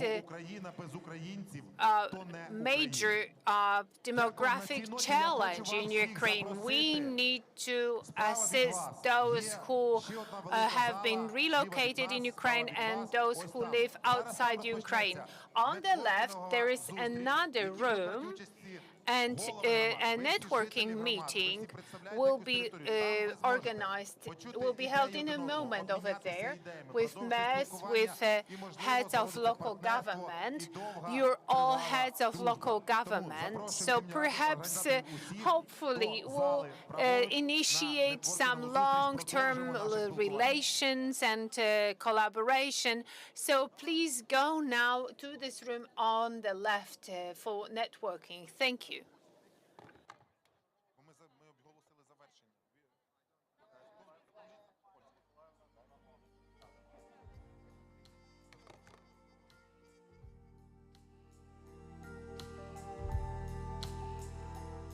I'm thinking about my life, about my desires, taking me away somewhere I wanna be without you.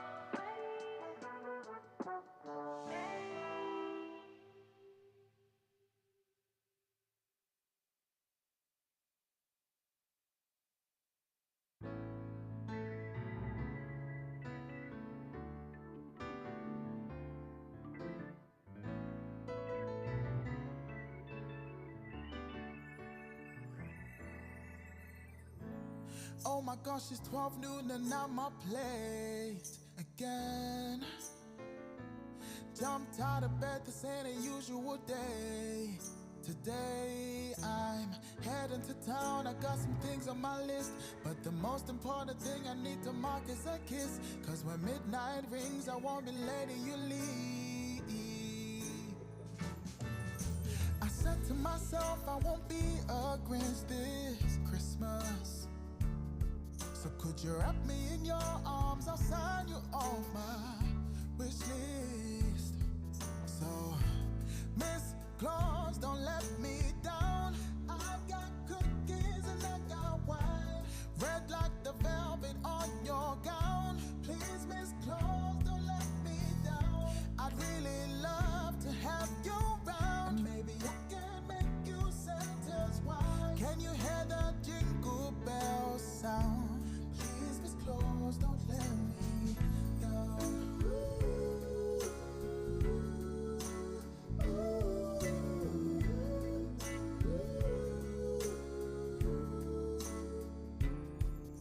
The table set so you don't have to do a thing.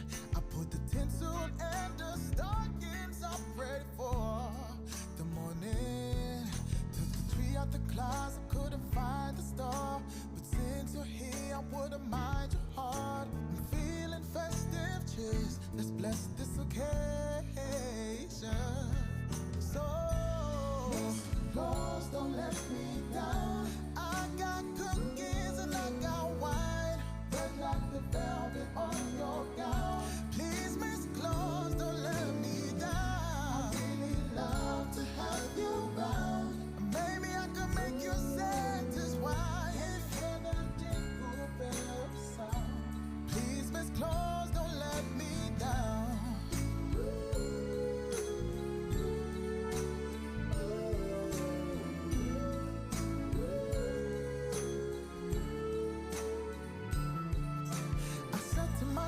I won't be a Grinch this Christmas. So could you wrap me in your arms? I'll sign you off my wish list. So, Miss Claus, don't let me down. I got cookies and I got wine, red like the velvet on your gown. Please, Miss Claus, don't let me down. I really love to have you around. Maybe I can make you Santa's wife. Can you hear the jingle bell sound? Please, Miss Claus, don't let me down. Miss Claus, don't let me down. Ooh, Miss Claus, don't let me down. Please, Miss Claus, don't let me down. Miss Claus, don't let me down. Miss Claus, don't let me down. Please, Miss Claus, don't let me down.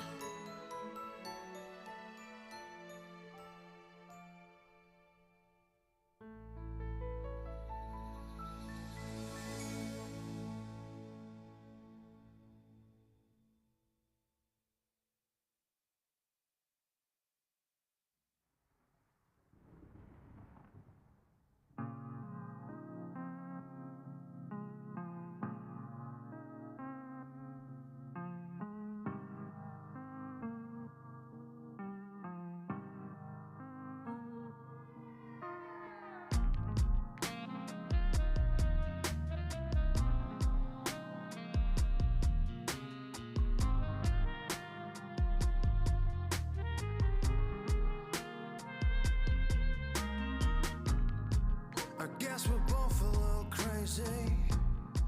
I guess we're both a little shy. But the first day I met you, I knew my life was on the line. Don't ask me what you know is true. You picked me up when I was down and blue. So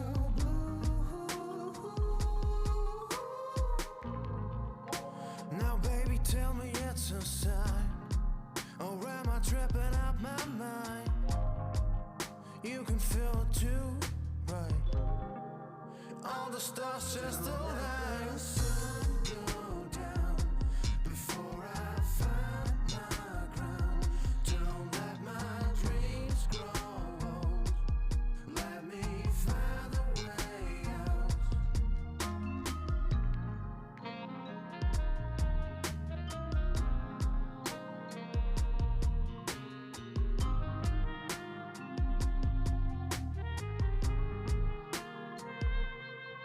I changed my mind like the weather. Always looked for something better. Never satisfied with what I have. Can't handle all that pressure. Yeah, I looked so good and green.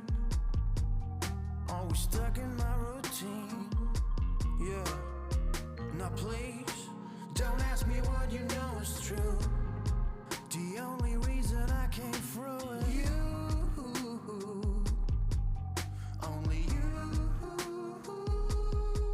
You got me breaking all the rules just because I gotta have you back.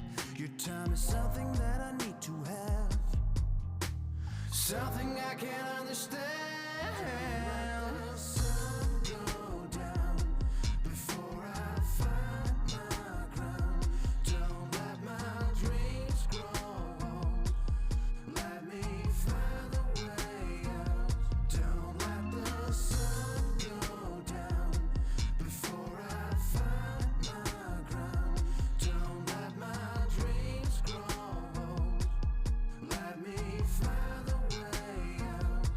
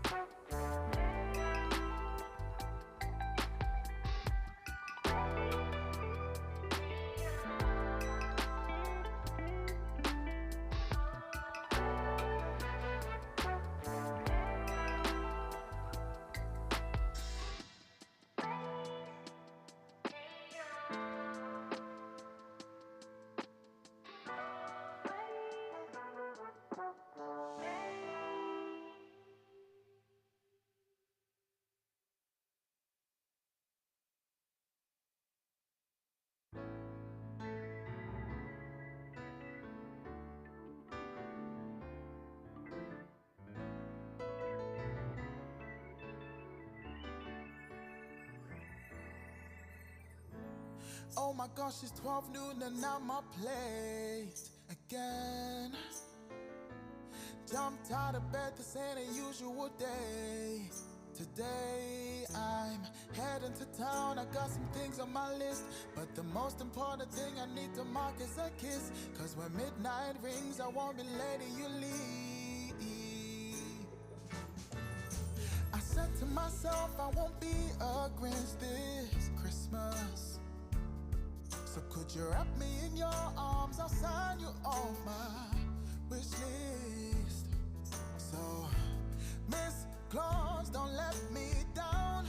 I've got cookies and I got wine, red like the velvet on your gown. Please, Miss Claus, don't let me down. I'd really love to have you around. And maybe I can make you Santa's wife. Can you hear the jingle bells sound?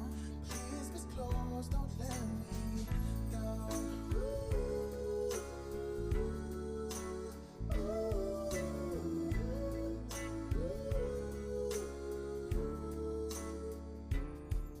Got the table set so you don't have to do a thing.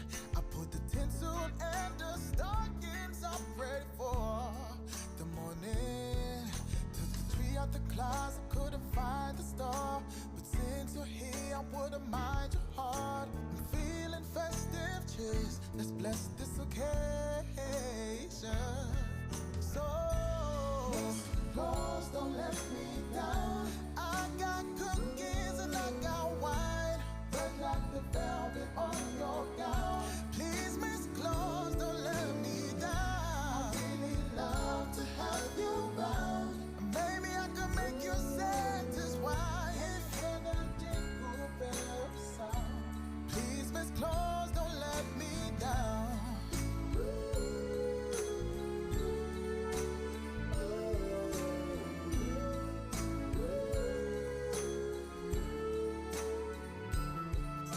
I said to myself, I won't be a Grinch this Christmas.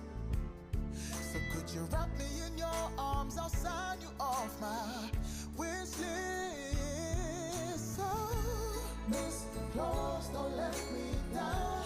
I got cookies and I got wine, red like the velvet on your gown. Please, Miss Claus, don't let me down. I really love to have you around. And maybe I can make you Santa's wife. Can you hear the jingle bells sound? Please, Miss Claus, don't let me down. Miss Claus, don't let me down. Ooh, Miss Claus, don't let me down. Please, Miss Claus, don't let me down. Miss Claus, don't let me down. Miss Claus, don't let me down. Please, Miss Claus, don't let me down.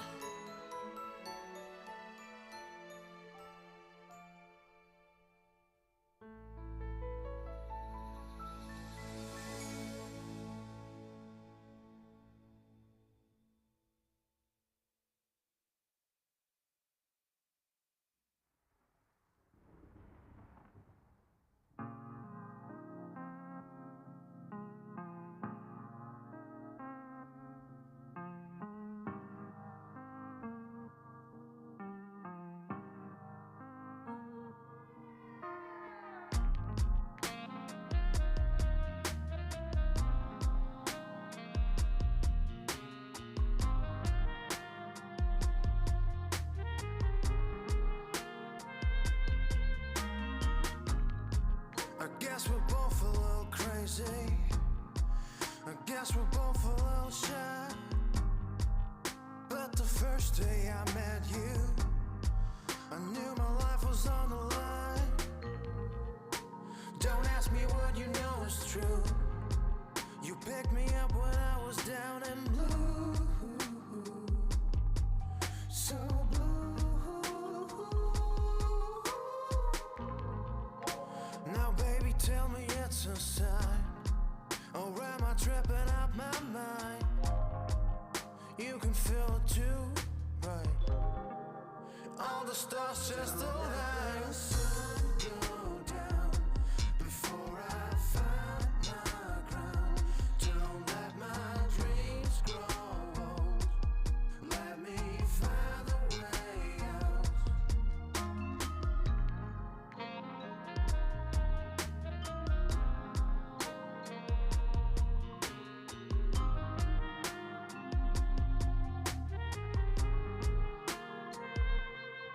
I changed my mind like the weather. Always looked for something better. Never satisfied with what I have. Can't handle all that pressure. Yeah, I looked so good and green. Always stuck in my routine. Yeah. Now please, don't ask me what you know is true. The only reason I came through is you. Only you. You got me breaking all the rules just because I gotta have you back. Your time is something that I need to have, something I can't understand. The sun go down before I find my ground. Don't let my dreams grow old. Let me find the way out. Don't let the sun go down before I find my ground. Don't let my dreams grow old. Let me find the way out.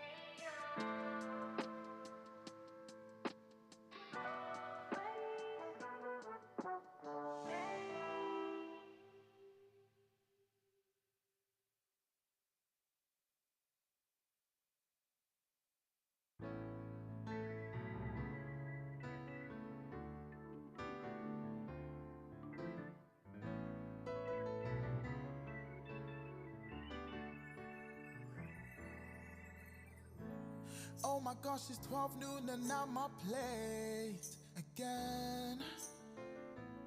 Jumped out of bed, this ain't a usual day. Today I'm heading to town, I got some things on my list, but the most important thing I need to mark is a kiss. Cause when midnight rings, I won't be letting you leave. I said to myself, I won't be a Grinch this Christmas. So could you wrap me in your arms, I'll sign you off my wish list. So, Miss Claus, don't let me down. I've got cookies and I got wine, red like the velvet on your gown. Please, Miss Claus, don't let me down. I'd really love to have you around. And maybe I can make you Santa's wife. Can you hear the jingle bell sound? Please, Miss Claus, don't let me down.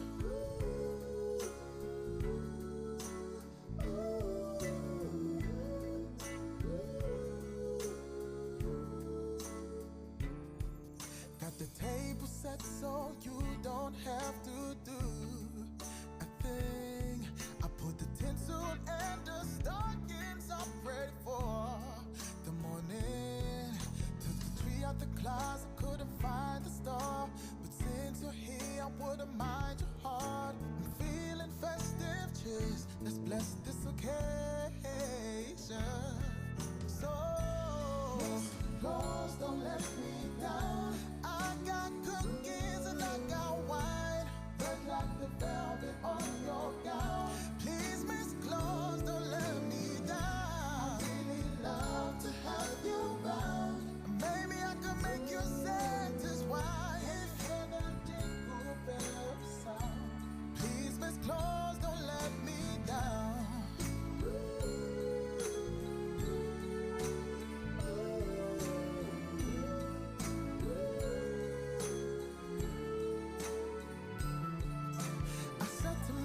I won't be a Grinch this Christmas.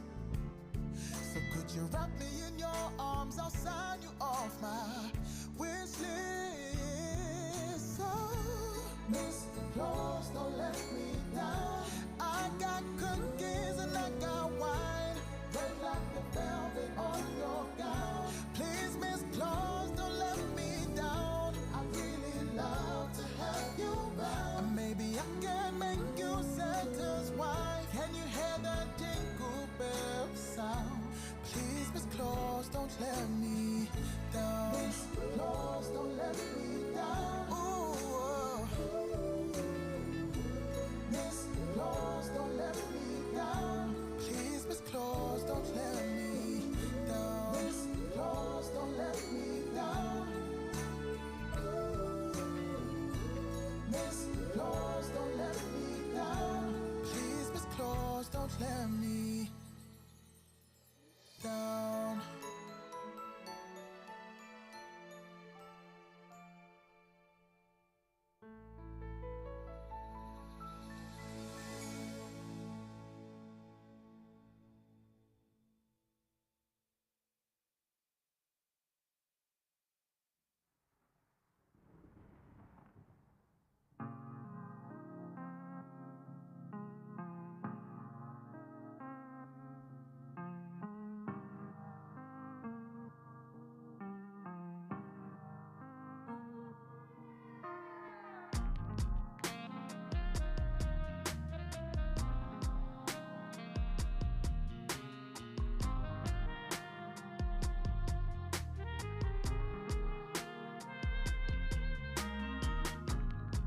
I guess we're both a little crazy. I guess we're both a little shy. But the first day I met you, I knew my life was on the line. Don't ask me what you know is true. You picked me up when I was down and blue. So blue.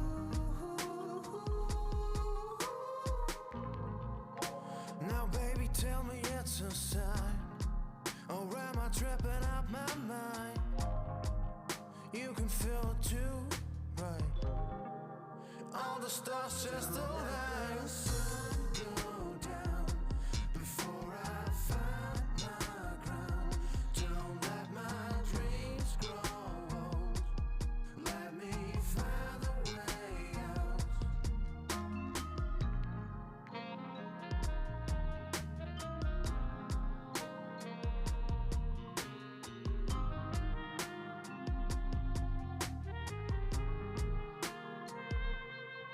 I changed my mind like the weather. Always looked for something better. Never satisfied with what I have. Can't handle all that pressure. Yeah, I looked so good and green. Always stuck in my routine. Yeah. Now please, don't ask me what you know is true.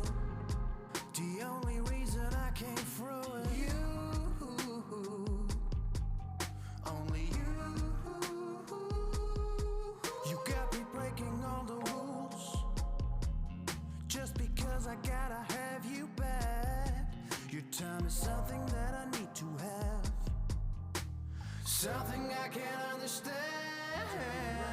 Sun go down before I find my ground. Don't let my dreams grow old. Let me find a way out. Don't let the sun go down before I find my ground. Don't let my dreams grow old. Let me find a way out.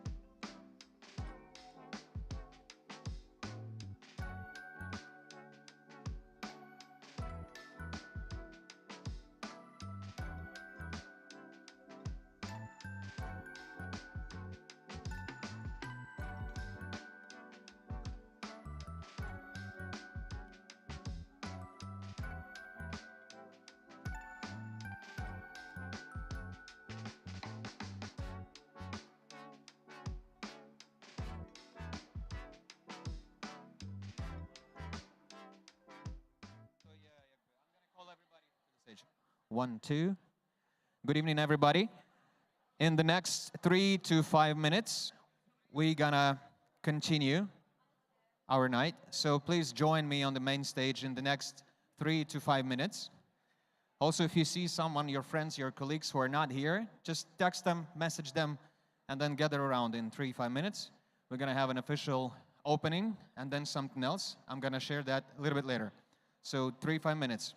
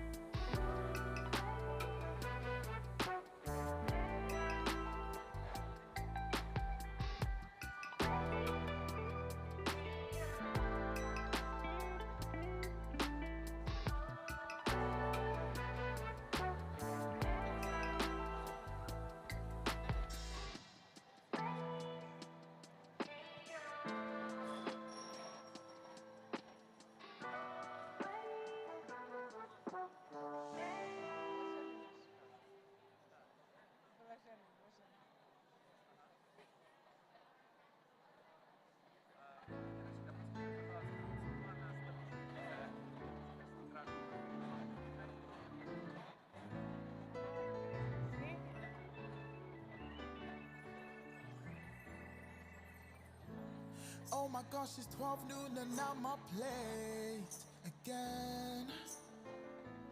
Jumped out of bed, this ain't a usual day. Today I'm heading to town, I got some things on my list, but the most important thing I need to mark is a kiss. Cause when midnight rings, I won't be letting you leave. I said to myself, I won't be a Grinch this Christmas. So could you wrap me in your arms, I'll sign you off my wish list. So, Miss Claus, don't let me down. I got cookies and I got wine, red like the velvet on your gown. Please, Miss Claus, don't let me down. I'd really love to have you round. Maybe I can make you Santa's wife. Can you hear that jingle bell sound? Please, Miss Claus, don't let me down.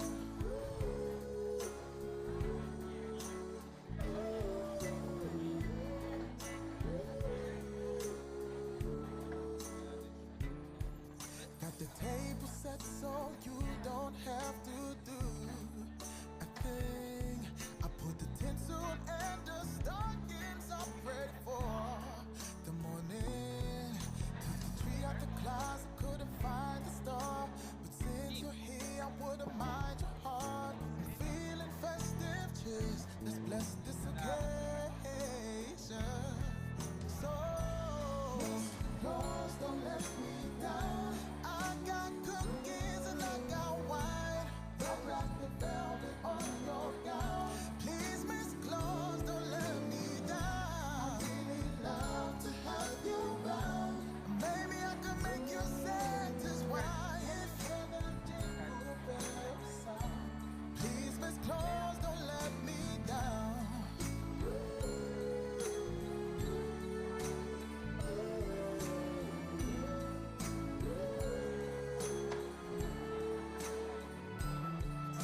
I said to myself, I won't be a Grinch this Christmas. So could you wrap me in your arms? I'll sign you off my wish list. So, Miss Claus, don't let me down. I got cookies and I got wine, red like the velvet on your gown. Please, Miss Claus, don't let me down. I really love to have you round. Maybe I can make you Santa's wife. Can you hear that jingle bell sound? Please, Miss Claus, don't let me down. Miss Claus, don't let me down. Ooh, Miss Claus, don't let me down. Please, Miss Claus, don't let me down. Miss Claus, don't let me down. Miss Claus, don't let me down. Please, Miss Claus, don't let me down.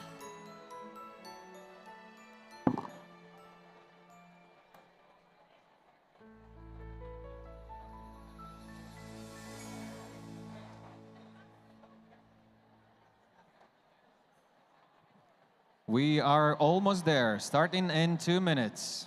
Thank you for gathering around the main stage.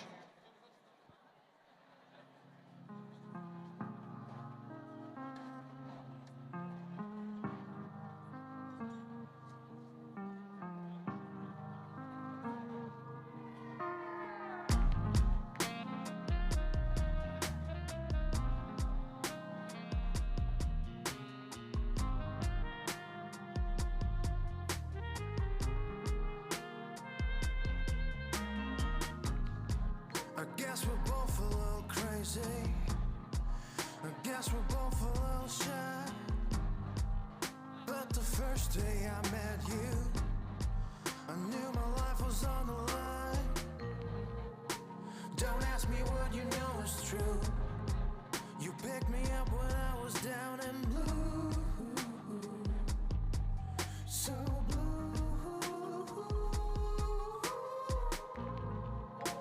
now, baby, tell me it's a sign, or am I tripping out my mind? You can feel it too, right? all the stars just align. Sun go down before I find my ground. Don't let my dreams grow old. Let me find a way out.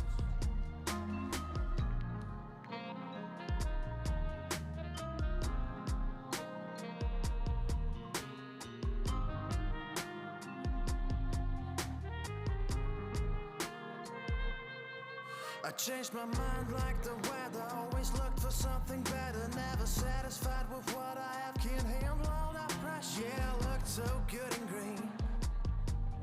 Always stuck in my routine. Yeah. All right, starting in 30 seconds.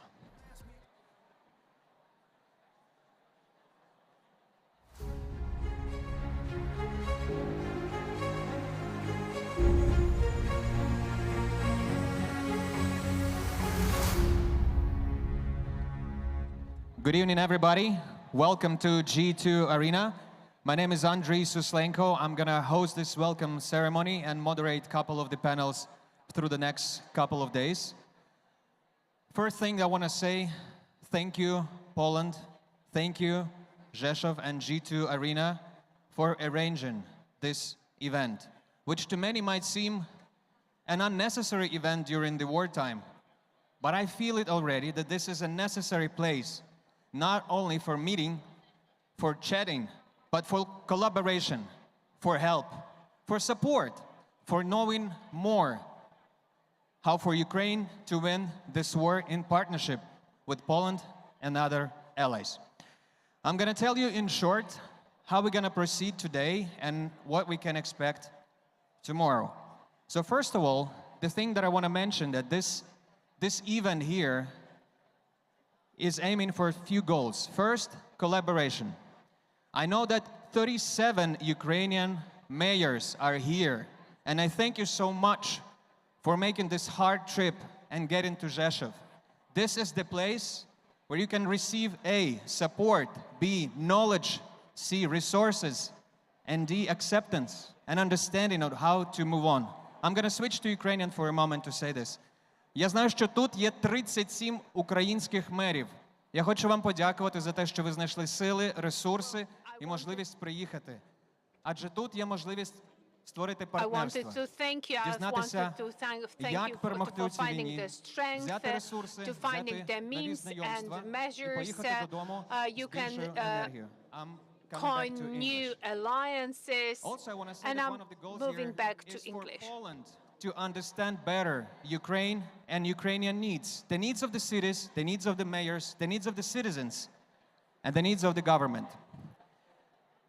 9 months of the full-blown war is enough time to make reflection on lessons learned.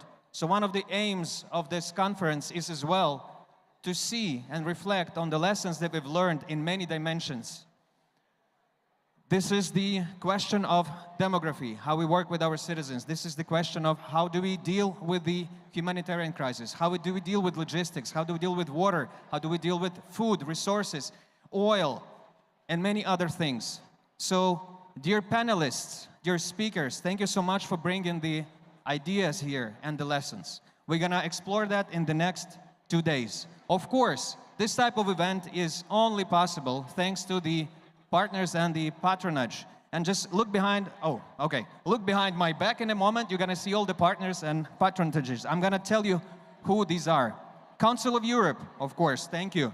Ministry of Foreign Affairs of Ukraine, Ministry of Defense of Ukraine, Ministry of Health of Ukraine, Ministry of Economy of Ukraine, City of Lviv. From Polish side, Voivodeship Podkarpatsky, thank you. City of Ješuv, thank you, and City of Przemysl. Also Poland ministries, Ministry of Foreign Affairs, Ministry of Finance, Ministry of Sports and Tourism, Ministry of Development, Funds and Regional Policy, of course, Ministry of Infrastructure, Ministry of Climate and Environment, Ministry of Agriculture, and Ministry of Economic Development and Technology. And special thank you to Warsaw School of Economics. And then partners who would support us with resources, valuable resources. Strategic partner is TikTok, and you could see it just behind me. And also, of course, there's plenty of content partners and media partners. Thank you for making this happen. I want to say that we have 2.5 days, basically. This day is an opening day. I'm going to introduce 5 speakers in a moment, and we'll see the welcome remarks, and then I'm going to ask a few questions to those speakers, and then we have a gift for you, which I'm not going to name now, so you will be amused and entertained in these hard times. So let's start, please, with our first distinguished guest today. Let me introduce to this stage Madam Eva Leniart, the Voivode of the Podkarpackie Voivodeship. Please, round of applause for Madam Eva.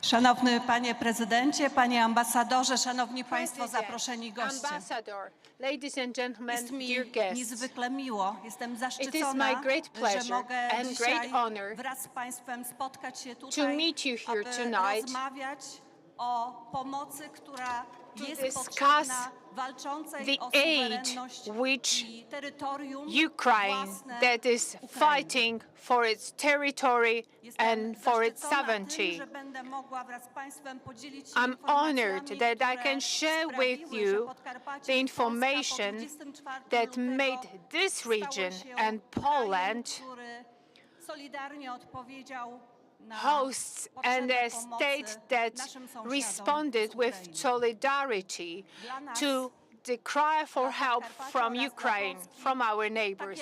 For this region and for Poland, as for Ukraine, that extraordinary time has was started on February 24th.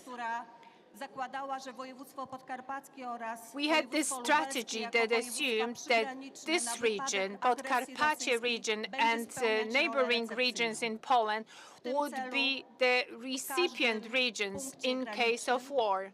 And for this reason, in every region we had reception points installed in every single region.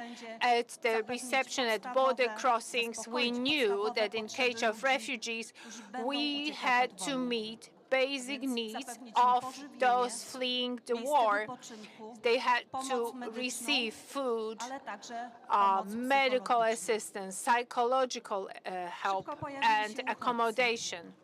Where refugees were arriving fast. It was in the early evening hours that on February 24th we were receiving first persons fleeing the war.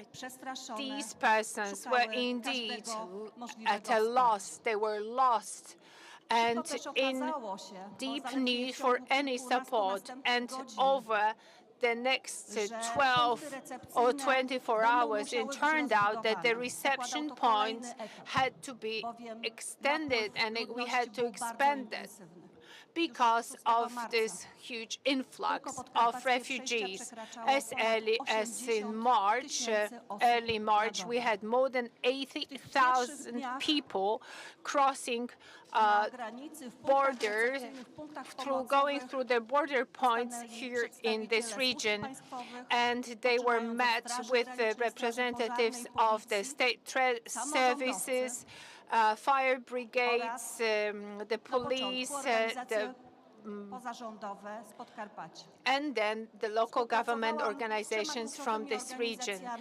I cooperated with the key organizations, NGOs at the early days of the crisis.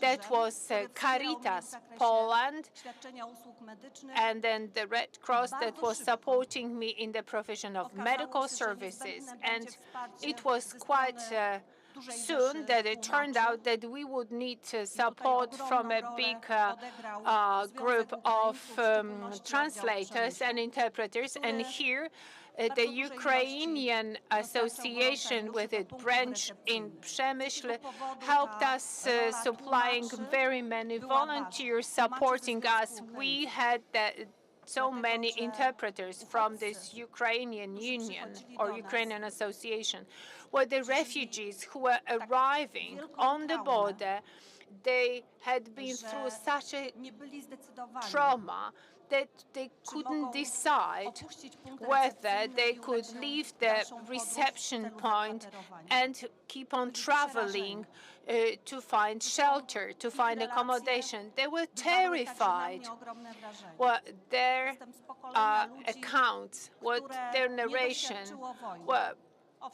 they also made impression on me. I remember stories. I remember some memories, some stories from the World War II, but that was beyond my imagination, that such situations like the bombs flying, like the people killed, and such killing witness by other people in the streets, that someone nowadays would be witnessing such events. So these people were receiving warm food, and I could listen to their stories, to their decisions they had to make. They were telling us about the decisions that they had to make. They were telling us about the uncertainty about their future, about tomorrow.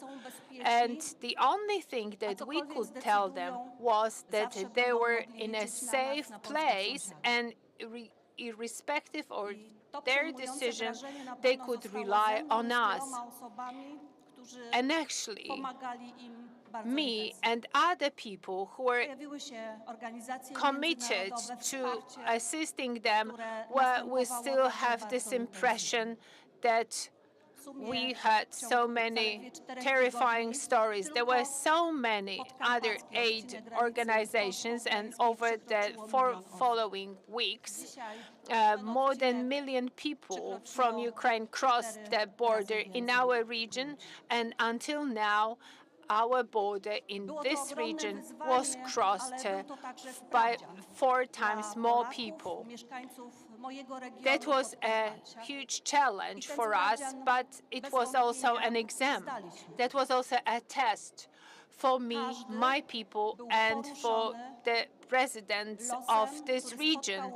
And we passed this exam with flying colors. We're all touched by the fate of the Ukrainians. There wasn't a single representative of services or local authorities or state authorities that wouldn't be aware of how serious these events were.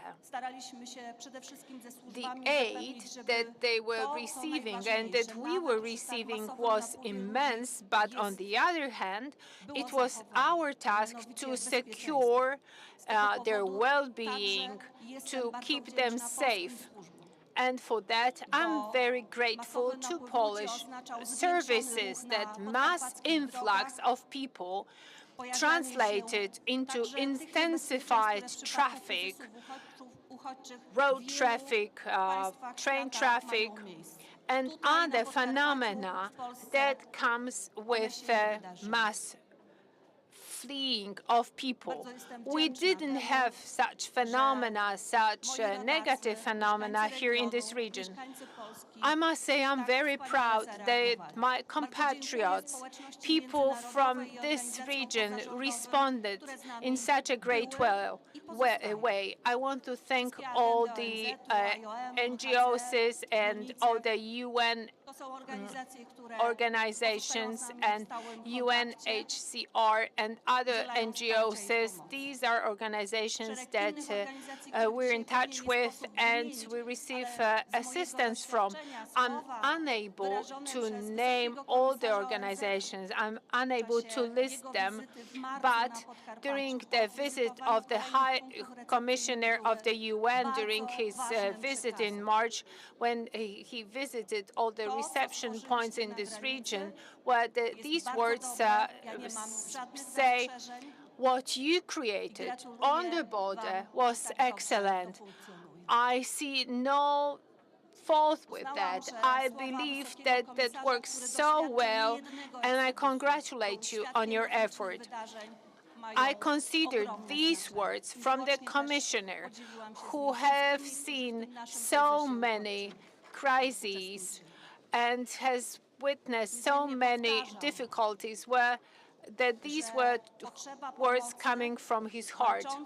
Well, I believe that this need to help Ukraine, which keeps on fighting, must be continued. And this assistance, this help, this aid is and will be, so I trust, given in the tangible form and in any other form that Ukraine may need.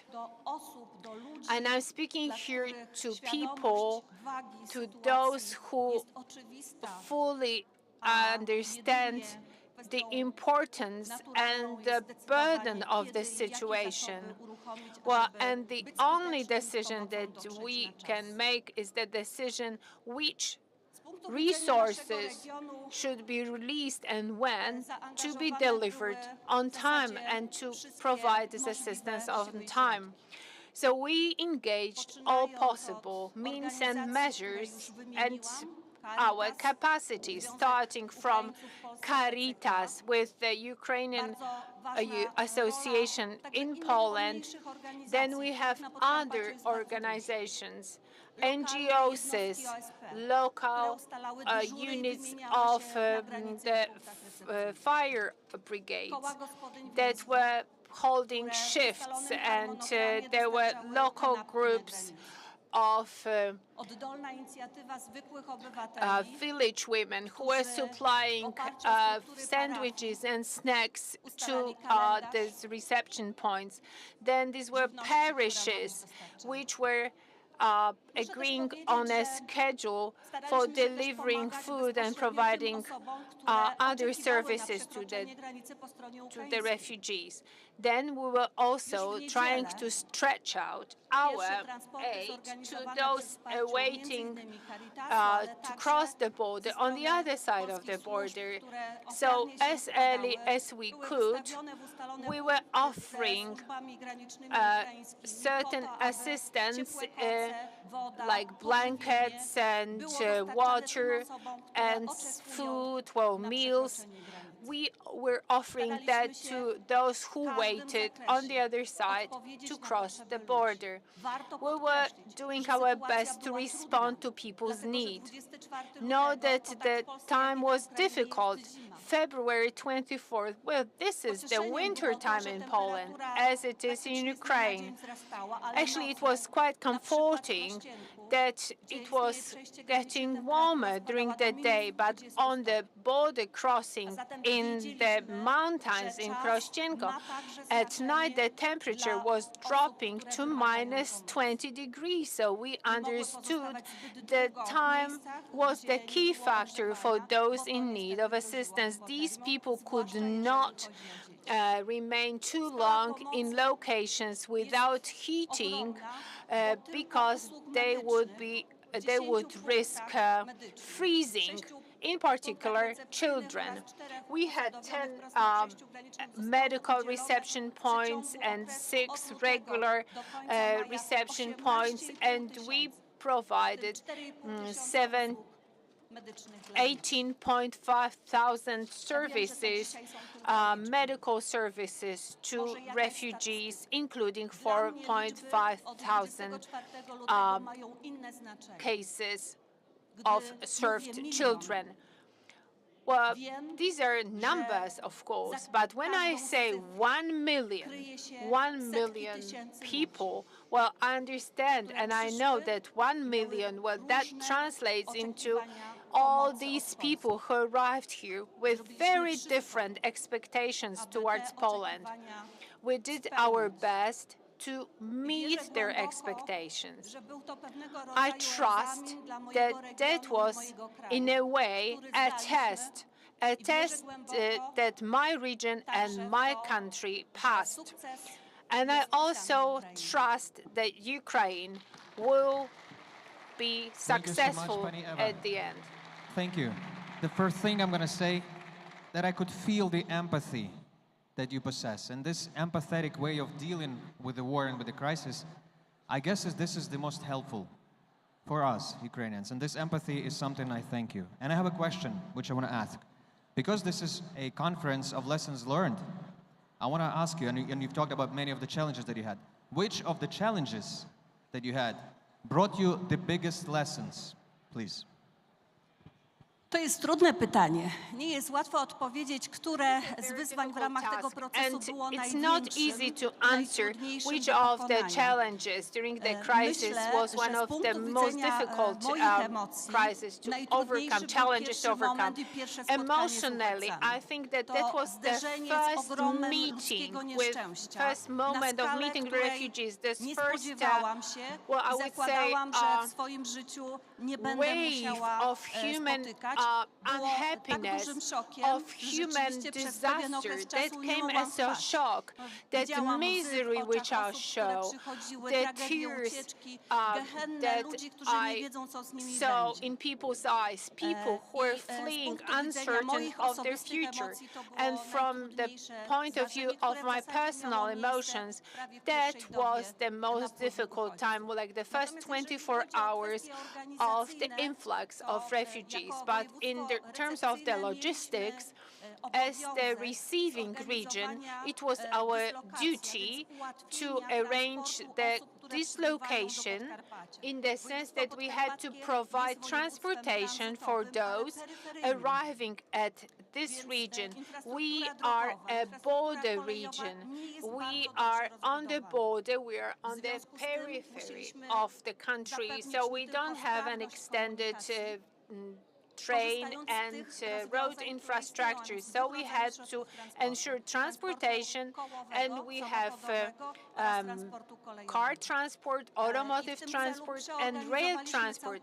In order to secure that, we reorganized the rail transportation, and here I want to thank the Ministry of Transportation that assisted us with that.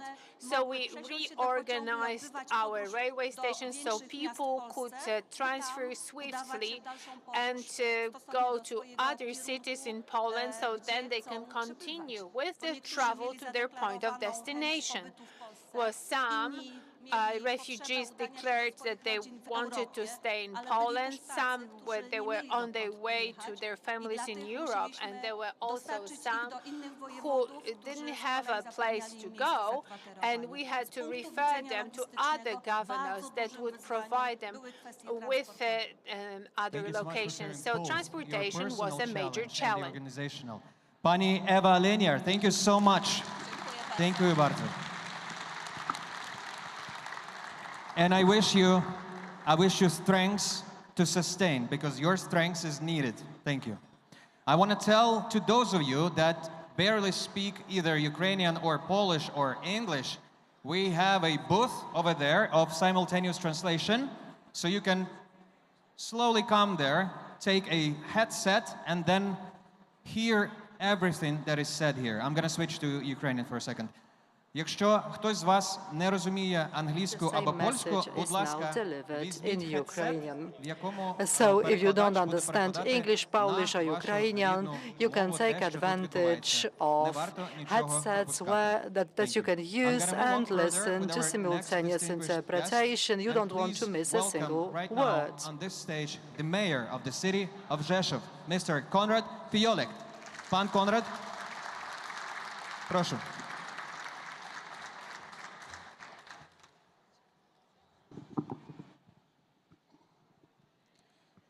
Szanowni Państwo, chciałbym bardzo serdecznie powitać Was w centrum Very warmly in the center of the world, because for some time that is how we welcome our guests to Rzeszów and to our region. It is true that the reason for which we are welcoming and saying these words to people, this reason is actually painful, cruel and tragic, because it is simply connected with unprovoked aggression from Russia, started by the tyrants and the nation which is supporting him. But, well, so it is a tragic reason for the fact that this place started the center of the world. But let's hope that in some time it will turn into something positive, because this place in which we are meeting has become a symbol of things which are happening in Ukraine behind our eastern border. But also it is a symbol of things happening for the whole world. we are in a symbolic place, as we said, in the center of the world. Till recently, we had NATO soldiers stationed here. On the one hand, thanks to them, this part of Europe is safe, but on the other hand, due to them, I am deeply convinced, safe and free will be not only the remaining part of Europe, but also Ukraine will be safe and free. So it is a place through which all kinds of assistance flow for Ukraine. So with this help, and thanks to bravery of Ukrainian nation, they will prevail. We are in the place and in the city which has become a symbol because it received from the President of Ukraine, Vladimir Zelensky, the title of the city rescuer. So it has become the symbol, as Madam Voivod has told us, it has become a symbol of how to help, how to provide support of those who fight for Ukraine, who fight for freedom, who fight for independence. And I am deeply convinced that this place, which has become this symbol, will be similar to Ukraine, because Ukraine will become the symbol of how to win. Ukraine will become the symbol how you can win your freedom, how freedom may win, how democracy may win, how they may prevail. And our support, our assistance that we have mentioned, which is provided, which has been provided by our inhabitants on an unprecedented scale, on a global scale, I would say, will become one of the elements contributing to the fact that very soon we'll be able to say that in Ukraine, thanks to Ukraine's victory, it will be the place when a new world order will be shaped. Not the order of the world that Putin has in mind, but the order of the world when the world will realize that you may win your fight for independence, you may win in your fight for democracy, that democracy and overcoming tyrants will be something spreading throughout the world, and a heroic nation of Ukrainians will give start to this new process of final defeat of tyrants globally. And Ukraine forever will become the world symbol of this victory. I am deeply convinced that it will happen very soon, thanks to your fight and your bravery. Let me also say I am very proud that our society, Poland, has also become a symbol of assistance, of help. We are going to talk about it at this conference soon, a symbol of help on an unprecedented scale in the history of the world. The support that our inhabitants have provided, because in an unprecedented way they received thousands of people to their homes. It hasn't happened so far during any crisis so far, any refugee crisis in the history of the world. So it was here that people from the UN were surprised that they saw no camps for refugees, because all refugees were welcomed in regular people's houses, and there were so many assistance points, there were so many shelters, and there were plenty of volunteers. They were working there 24 hours a day. There were officials working there, regular people, with the support of our local and national business people. Financial support was organized.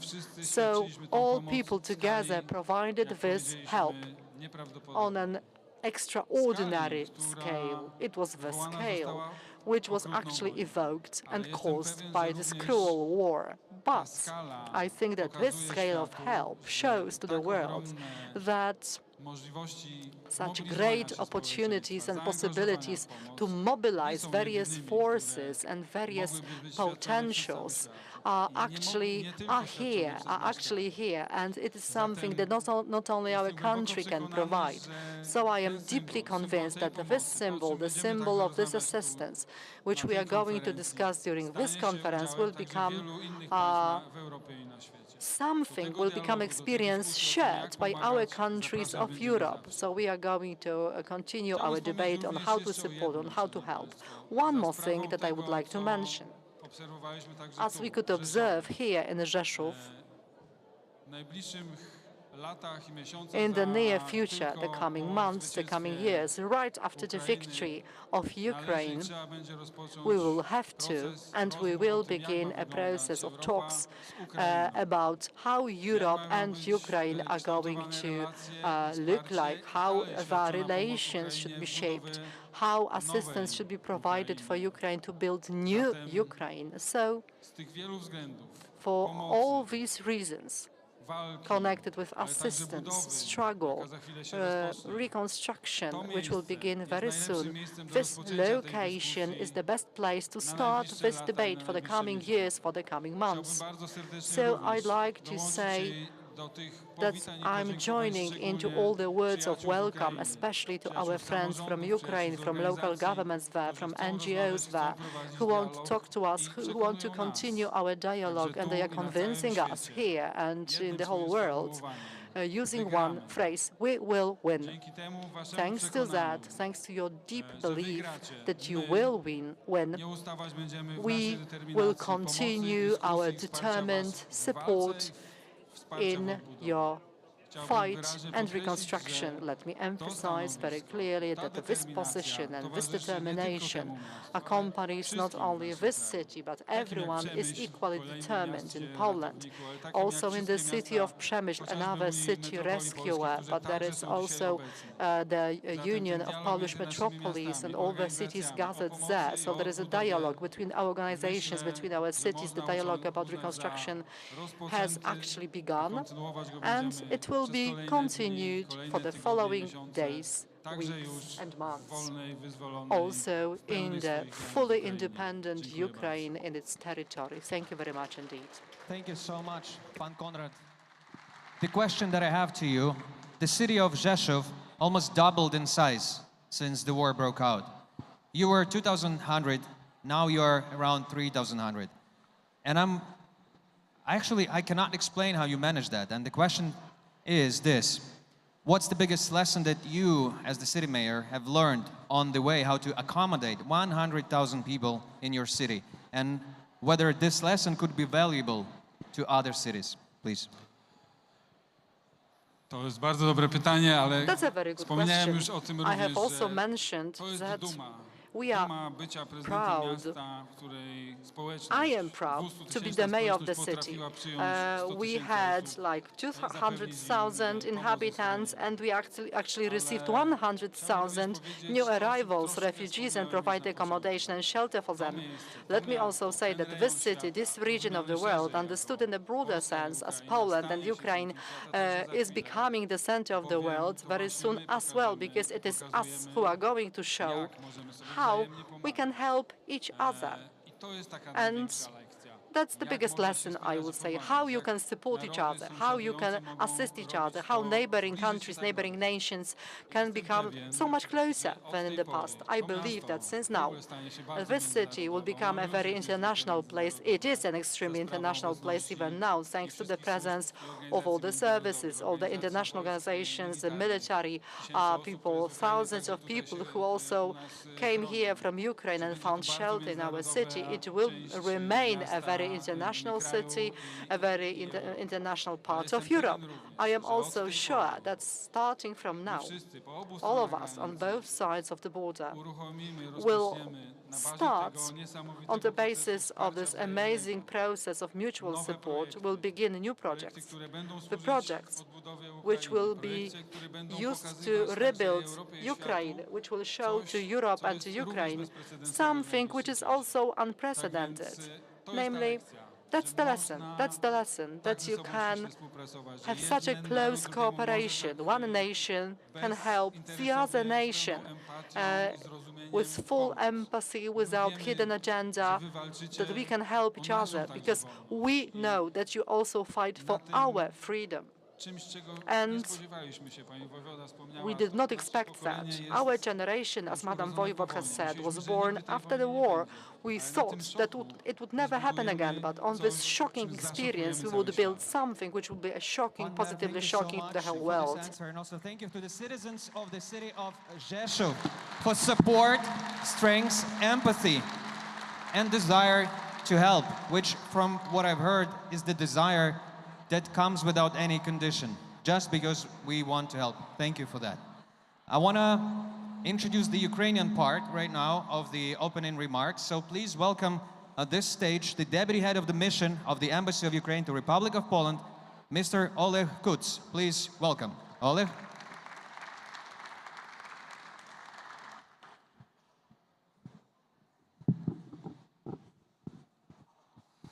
Шановна пані воєводо, шановні пані президенче, ексцеленцію, Madam Mayor, шановні Excellency, панство, ladies and gentlemen, friends. так можу собі дозволити, I can use this word because byliśmy z ambasadorem.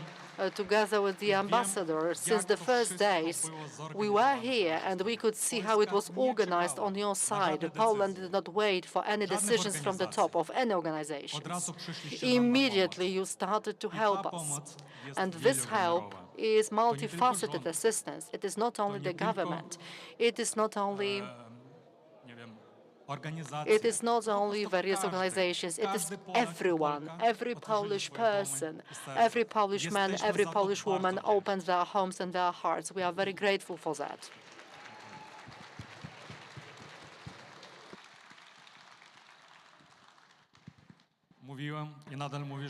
And I have said that Poland is the leader of the West in providing support and assistance for Ukraine. It is you who set the example, who you are the people who inspired the whole world, because now the whole world is witnessing the determination of Poland together with Ukraine, which are fighting together for the better tomorrow of our children, for our freedom. I guess that's the price that we are paying for freedom. That is why I believe that thanks to you, I am absolutely convinced that together we will win because we are stronger. Once again, thank you very much. And I'd like to thank you for all your efforts and support. Thank you. Dear friends, I'm happy to be here.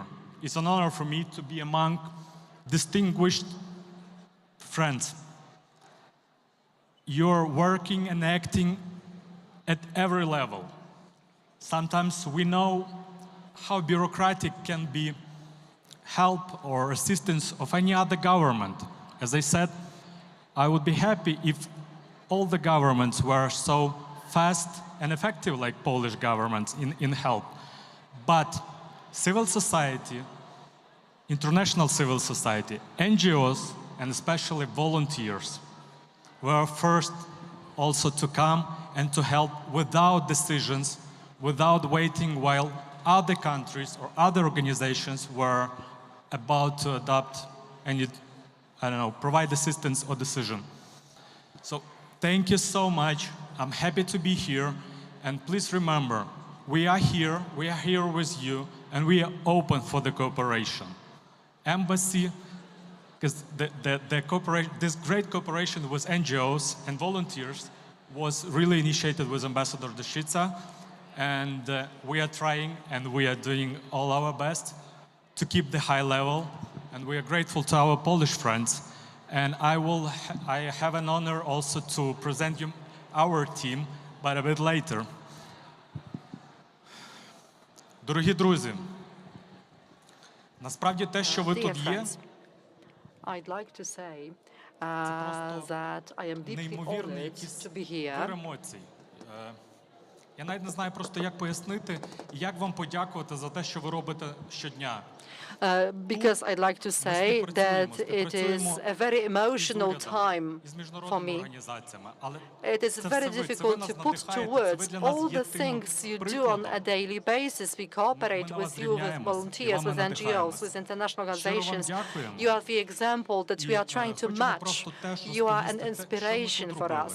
Thank you once again. Let me tell you once again what we have been doing so far. So let me just say that I'd like to introduce my team, my colleagues who work with me on a daily basis, and they help me to provide help and assistance and pass on humanitarian assistance to Ukraine. They organize information policy that Я просто щасливий бачити also Ірину, has to actually bypass or prevent information policy of other countries, which sometimes is going to spoil our excellent relations. Irina and the remaining members of the team, thank you so much. You arrived here in early days of this conflict, and I am so glad for your support, for your efforts, for your help. So I'd like to say that jointly, the civic society, NGOs, partners, and especially our friends, together are able to handle this difficult situation. It's been 270 days, and we are absolutely sure we will win. So we should also think about what will happen next after our victory. And afterwards, we'll have to rebuild and develop our country in such a way that it will become an example for the whole world, so that the whole world will be able to see that no tyranny can decide about the fate of other countries, especially if the whole world is united. If together we fight for the good cause, for what is good, for the global future, for the future of our children. It is just a proof that good and truth will always prevail. So I'd like to say thank you to all our volunteers, to all our guests, and to all our friends, because on everyday basis we observe a minute of silence to commemorate those who died for freedom. So let us have a round of applause for those fighting for Ukraine, for those continuing this fight for Ukraine. A round of applause.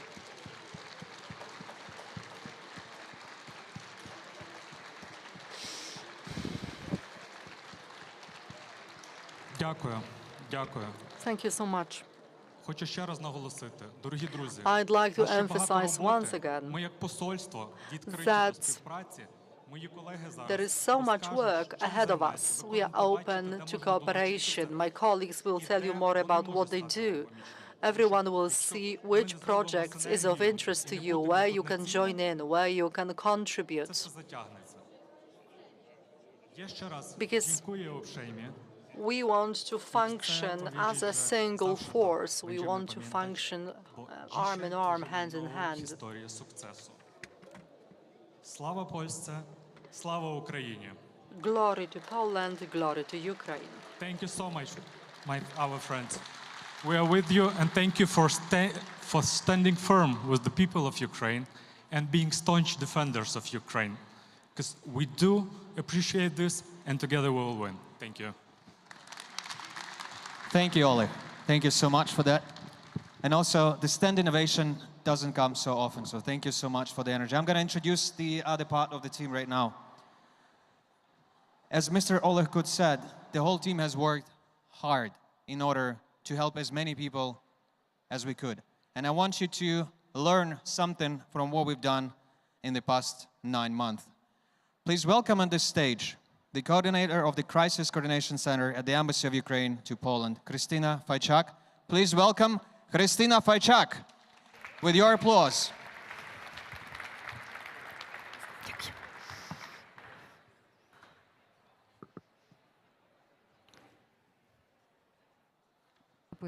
Не президент?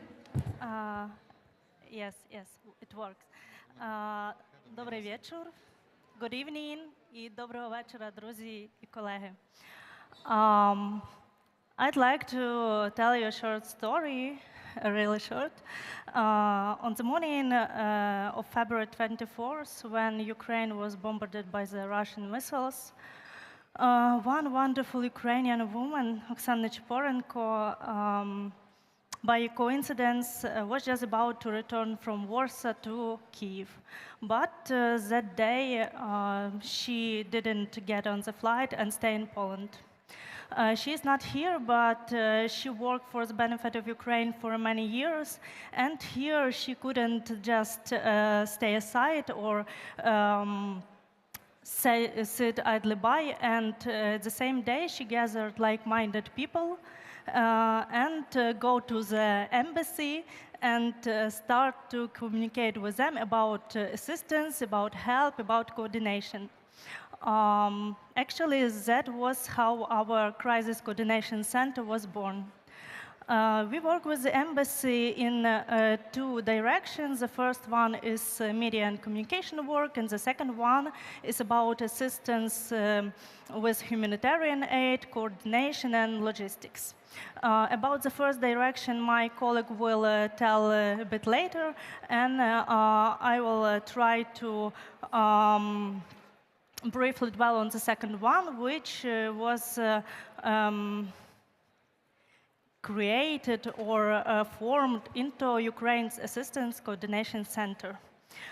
In the first months of the war, approximately 30% of all humanitarian aid which passed through Poland also passed through us, through our team. About team, here is our management team. Unfortunately, the slide didn't fill all the others, but all of us work together every day so that those who want to get humanitarian aid to Ukraine can do so comfortably, and those who need it receive it. Because only in this way, with joint efforts and everyone in their place, we can win this war and we can make victory possible. In our work, we cooperate with many donors from all over the world. It can be private donors, it can be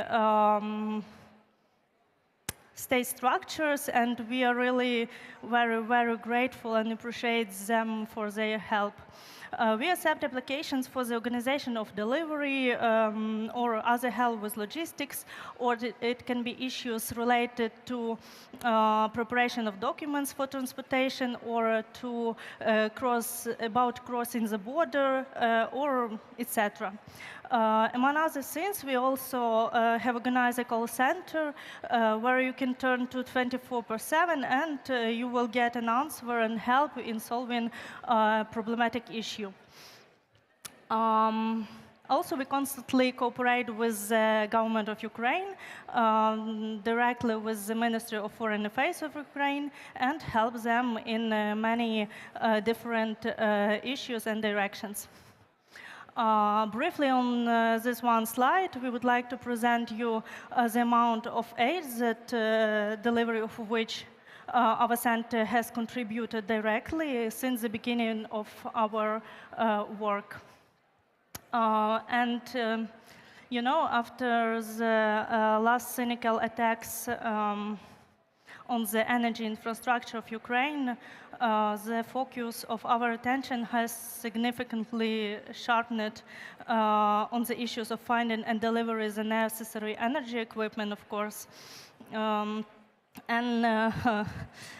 It was really a great, I don't know how to say, challenge for us to react so fast, as fast as possible. And our reaction was really in the first few hours after the attack. But of course, other needs remain relevant, especially due to the onset of winter, which we know it will be difficult for all of us. So we continue to work. We continue to work for the benefit of Ukraine and the entire civilized world for which we are now fighting. Thank you all for your attention. Thanks to the organizers for opportunity to speak here. Thanks to Жешуві. Слава Польській і слава Україні. Героям слава. Thank you so much, Christina. I'm going to introduce your colleague now. Thank you for this presentation. So now we know a little bit more of the data on how the Crisis Center, Coordination Center works. Of course, any effort is impossible without media help and media infrastructure. Let's see how the media center at the Embassy of Ukraine has been working in the last 9 months. Please welcome to the stage Irina Tverdovska, who is heading this media center. Your applause, please. Дякую. Дякую, Андрій. Звісно, перше слово, яке я хотіла сьогодні сказати перед вами, це слово «вдячність». Ми дійсно дуже вдячні всім, хто підтримує і допомагає українцям у цій страшній вирішальній війні. In these difficult moments of war that to say for our life. I've worked with in the area of communication for the government, and I'm happy that I can present to you our work and our team. You can see here on this slide only a part of our team. When I first arrived at Warsaw at the outbreak of the war, I was shocked by two things: this wholeheartful preparedness of Poles to help Ukraine, and then the preparedness of the Ukraine embassy to work 24/7. Ukrainian women who would be coming to embassy with their projects, with their queries, but also with asking, how can I help you? So this is how we set up our media center. We are working towards strategic communication. We have this Ukrainian communication in work conditions. We deliver projects under the patronage of the Embassy of Ukraine, with the Ministry of Foreign Affairs and with the Supreme Council of Ukraine. Our first step at the large scale after February 24 was to have this film, I will go be back, I will return. Our people, well, the protagonist of our clip that spoke about Ukrainians who found shelter in Poland fleeing war, well, all of them, they knew that Ukraine was waiting for them, was there for them. We made this clip together with Ukrainian director Stas Kopranov, with the support of the First Lady of Ukraine. We need weapons. So we have this poem by a Polish poet Zbigniew Jashiński, translated by a Ukrainian poet here, and everybody was surprised by the words that Warsaw addressed at the world nearly 80 years ago. These words sound very true and up to date for the Ukrainians now. Now it seems that this whole community is also needed here. We also assist many foundations with for children with cancer, etc.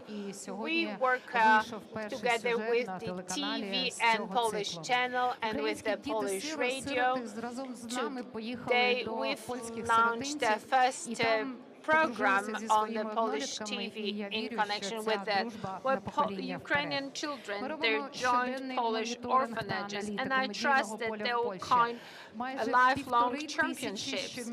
Every day we've been working in the field of the mass media. We have more than 1,500 of monitored and analyzed media information. We translate our information into 3 languages, and we assist our embassy as much as we can to keep Ukraine at the center of attention. We're happy and we're proud. So this is the story of friendship. And we have here this story given by a Ukrainian woman who was fleeing the war together with her children, and she found shelter in Poland. She's been through so much, but we have this clip, and all these clips, they were screened the day before the Polish Day of Independence in November, and all the materials that were published in the Polish and Ukrainian mass media and channels. There was also a campaign, TV campaign, published with the assistance of the Polish outdoor and digital distribution. And as much as 3.5 million people watched that clip on the Polish TV. Note that we have this clip in two language versions, in Polish and in Ukrainian, and in a moment you will see this English version with the voice recording, dubbing made by a Ukrainian actress, Ivana Sakhno. We are on Instagram. We would like to expand to other areas, to other channels, so we are on the information front. We want to share our experience. We want to strengthen the information. We're a small group of Ukrainian experts. We also have Poles who are Poles, who are carriers of the Polish culture, and we are all integrated. We are fighting for the better relationship, for the history which is being made today. Thank you.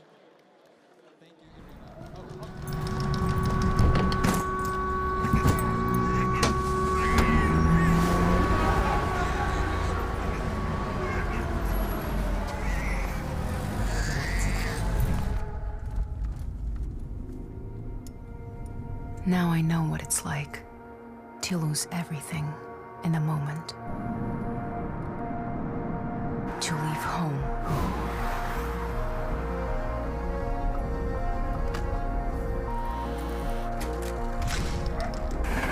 To stand in the middle of a train station, not knowing where to go.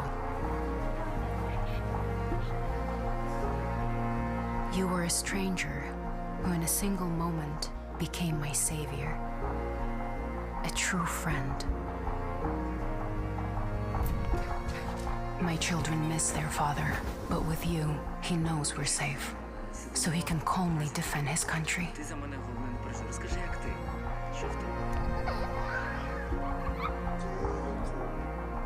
When I help our warriors, you are with me.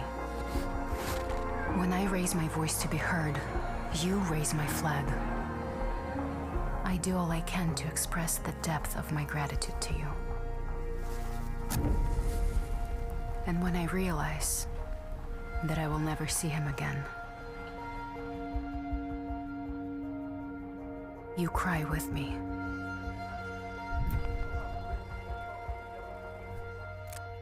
When my strength fails me, you help me rise.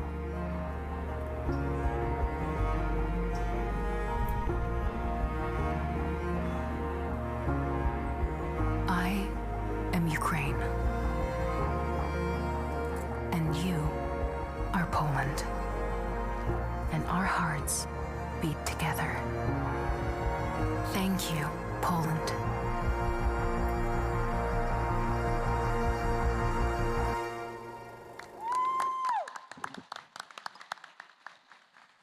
Most definitely, thank you, Poland. Dziękuję bardzo. Thank you so much for what you're doing.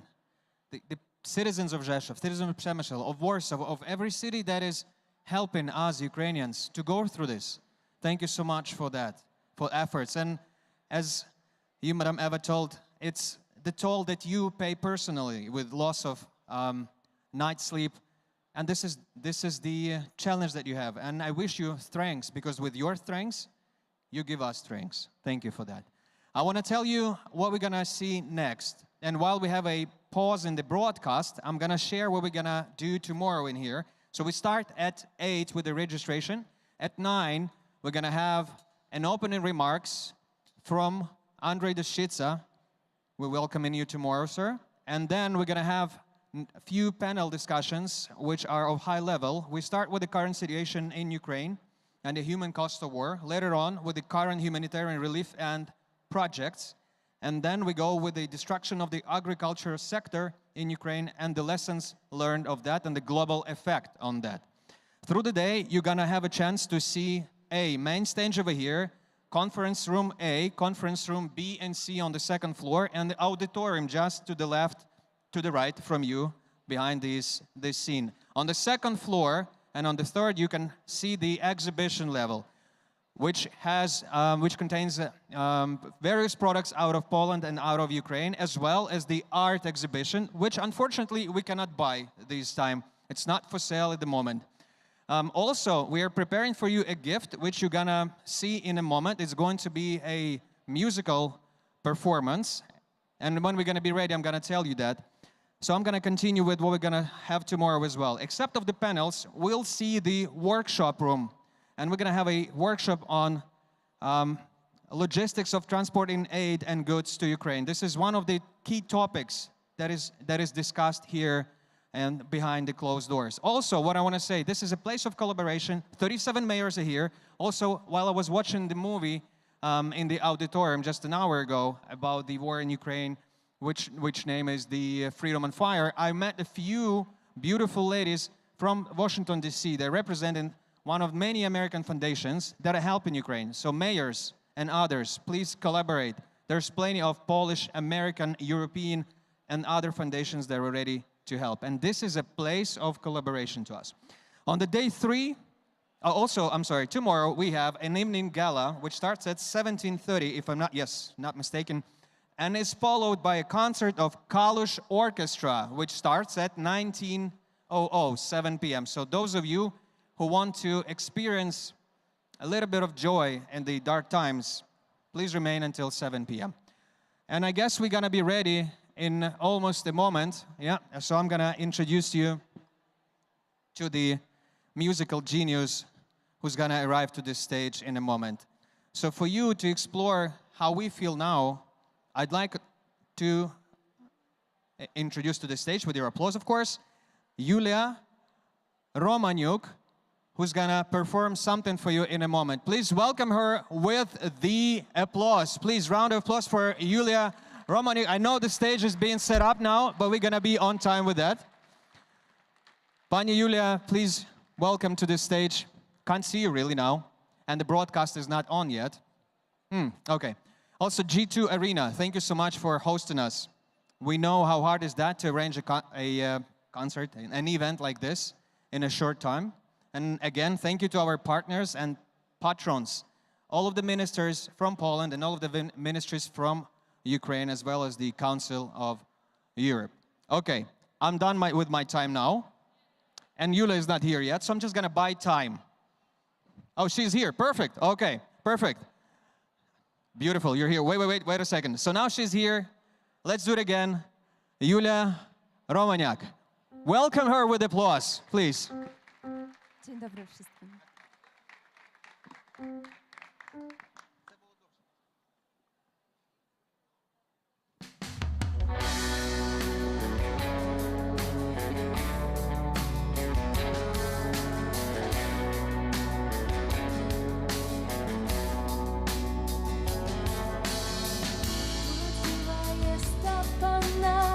Brwi burzanów, lasów rzęsy, czarne oczy morskich głębin, rzek splecionych, warkocz gęsty.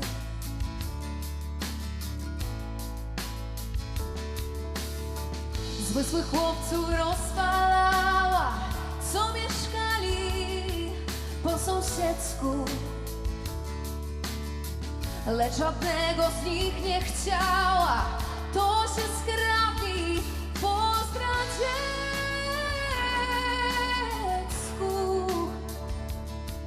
po radziecku.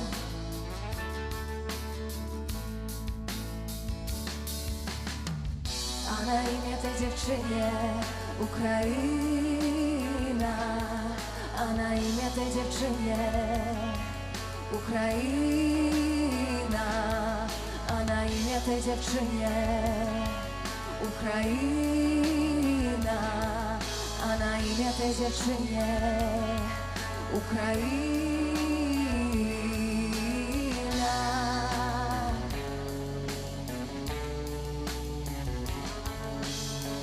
Bo ci chłopcy z okolicy straszni byli, zazdrośnicy. Siłą brali, nie pytali, serce jej na strzępy rwali.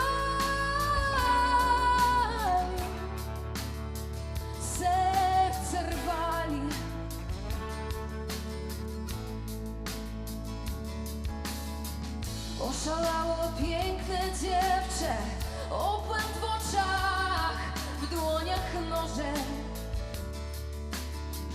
Taniec śmierci zatańczyła, zmiłuj się już nad nią, Boże, nad nią, Boże.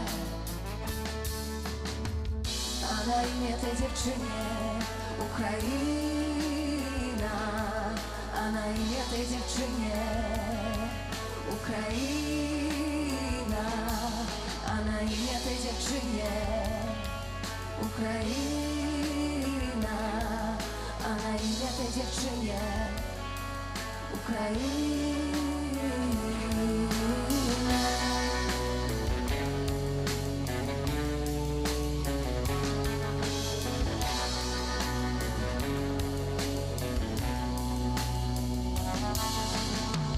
Miała zacząć nowe życie, już się w podróż wybierała.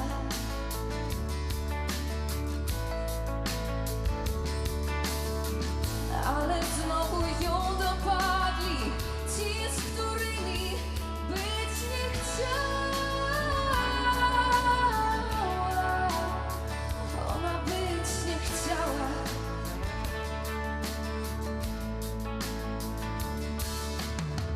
Chwała rani niebo, ale ona się nie boi swej wolności, już nie odda i modlitwą serce sproi, serce sproi.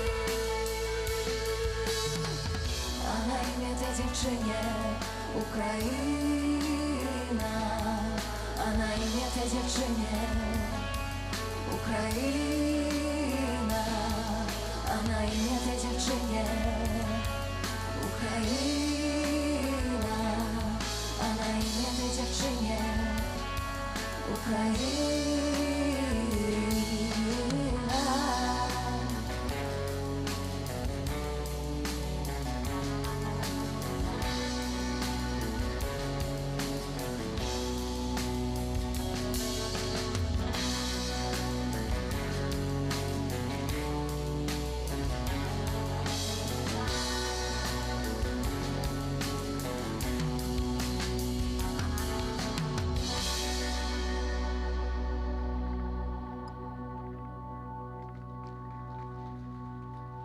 Thank, thank you, Julia. You're singing more? Ah, okay. So I'm not needed here anymore.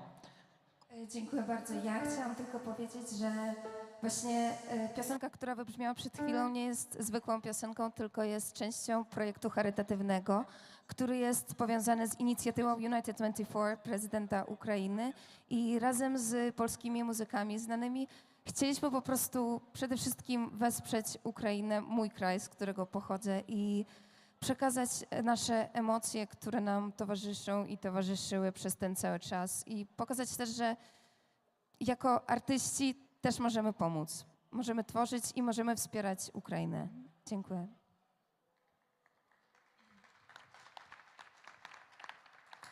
Teraz kolejną piosenką będzie ukraińska ludowa piosenka Ty do mnie nie przychodź. Ona jest o dziewczynie, która nie chce, żeby do niej przychodził jeden chłopak, tylko teraz to właśnie można zinterpretować całkiem inaczej. Tak jak przed chwilą z dziewczyną Ukrainą, że ci chłopcy z okolicy byli zazdrośnicy, tak właśnie jest z dziewczyną z kolejnej piosenki.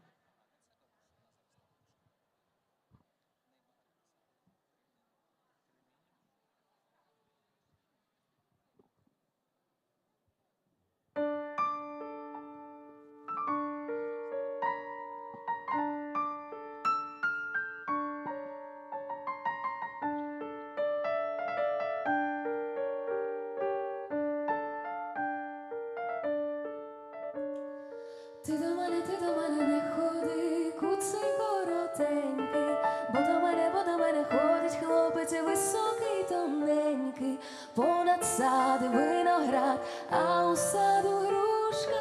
Вийди, ти до мене, моя щебетушка. Вийди, ти до мене, моя щебетушка.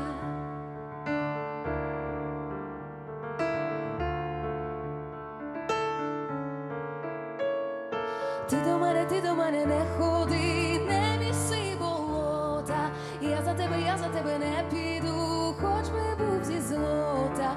Чи ти мила, така гарна, чи мені здається, через тебе, моя мила, сон мій не береться.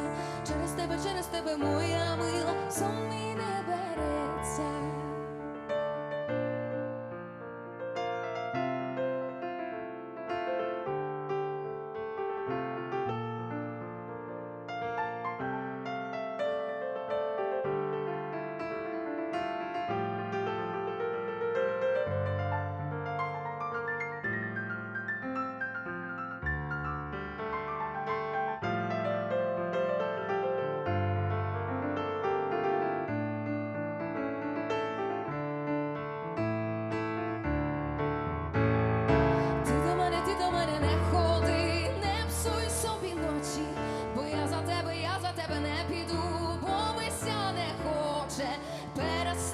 Перестань до мене ходити.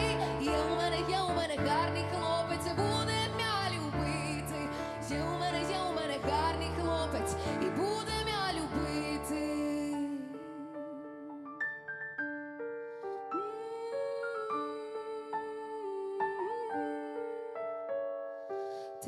Ти до мене не ходи, куций коротенький, бо до мене ходить хлопець, високий, тоненький, понад сад виноград, а у саду грушка. Вийди ти до мене, моя щебетушка. Вийди ти до мене, моя щебетушка.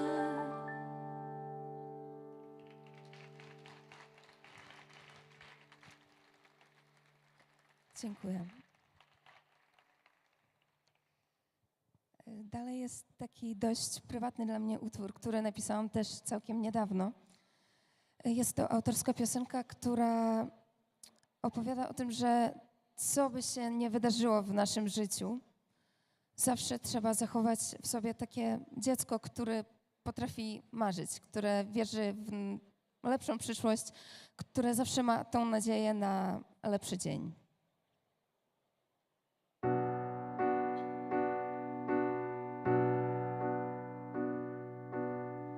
Zobaczę w oknie poranne niebo i zachwycenie wiatru, polecę tam. Mam przecież wszystko w swym dużym sercu, mocy, żeby iść łamać te przeszkody, sobie wierzyć i robić nowe próby.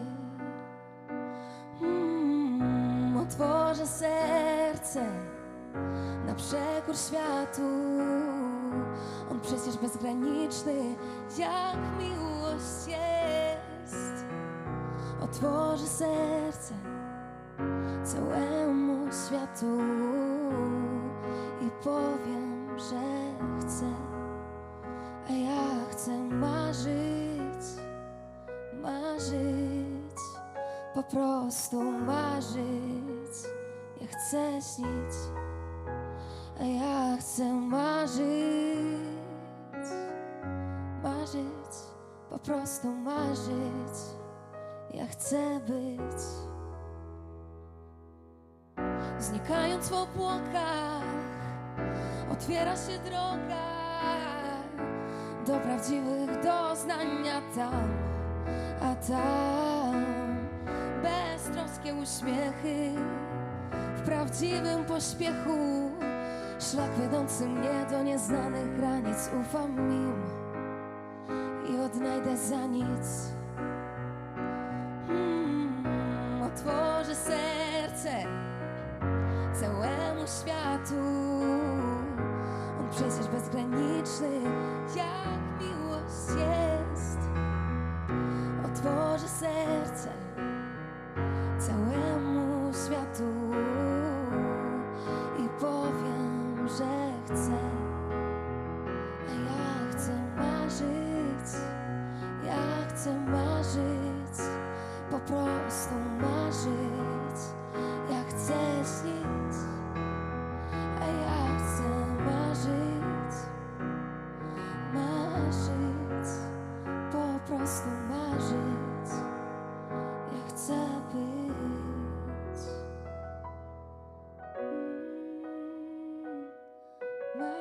marzyć, po prostu marzyć i chcę śnić, a ja chcę marzyć, ja chcę marzyć, po prostu marzyć, po prostu być.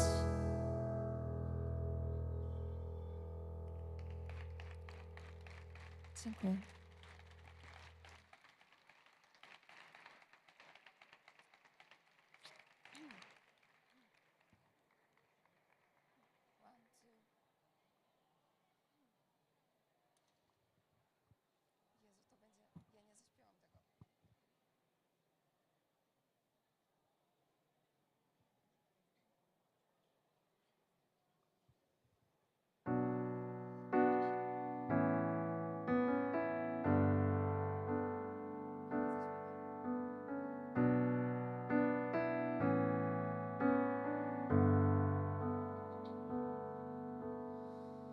Полетів на край світа, як вітер, що в поле літа, де в америцький край. Лем жаль миття, моя хижо, лем жаль миття, моя хижо, солом'яна жаль. Лем жаль миття, моя хижо, лем жаль миття, моя хижо, солом'яна жаль.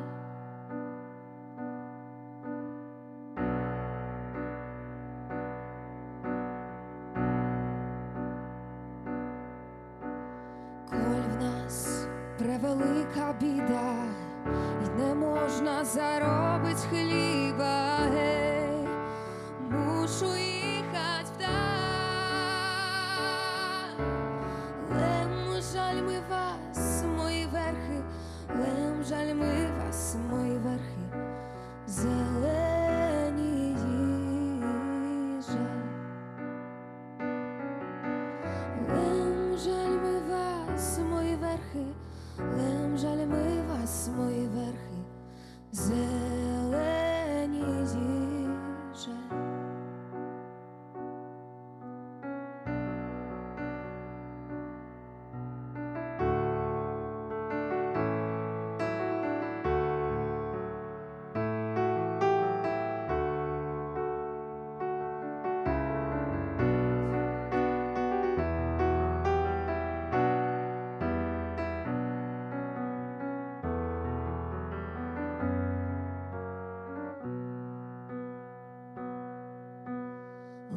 Жаль ми вас, сойки сиві, що вас плекав без три зими. Ой, ой, жаль ми вас, жаль. Хоч в нас біда, не поїду, хоч в нас біда, не поїду в америцький край. Хоч в нас біда, не поїду, хоч в нас біда, не поїду в америцький край.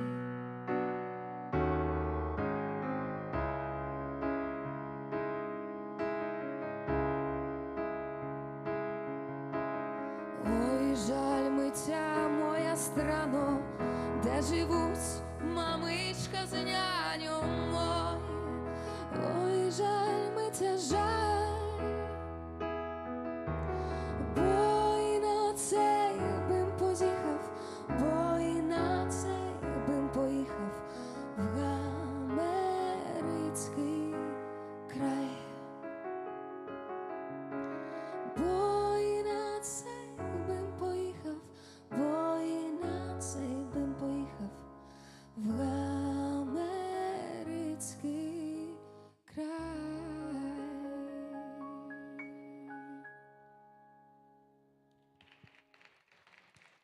Dziękuję bardzo.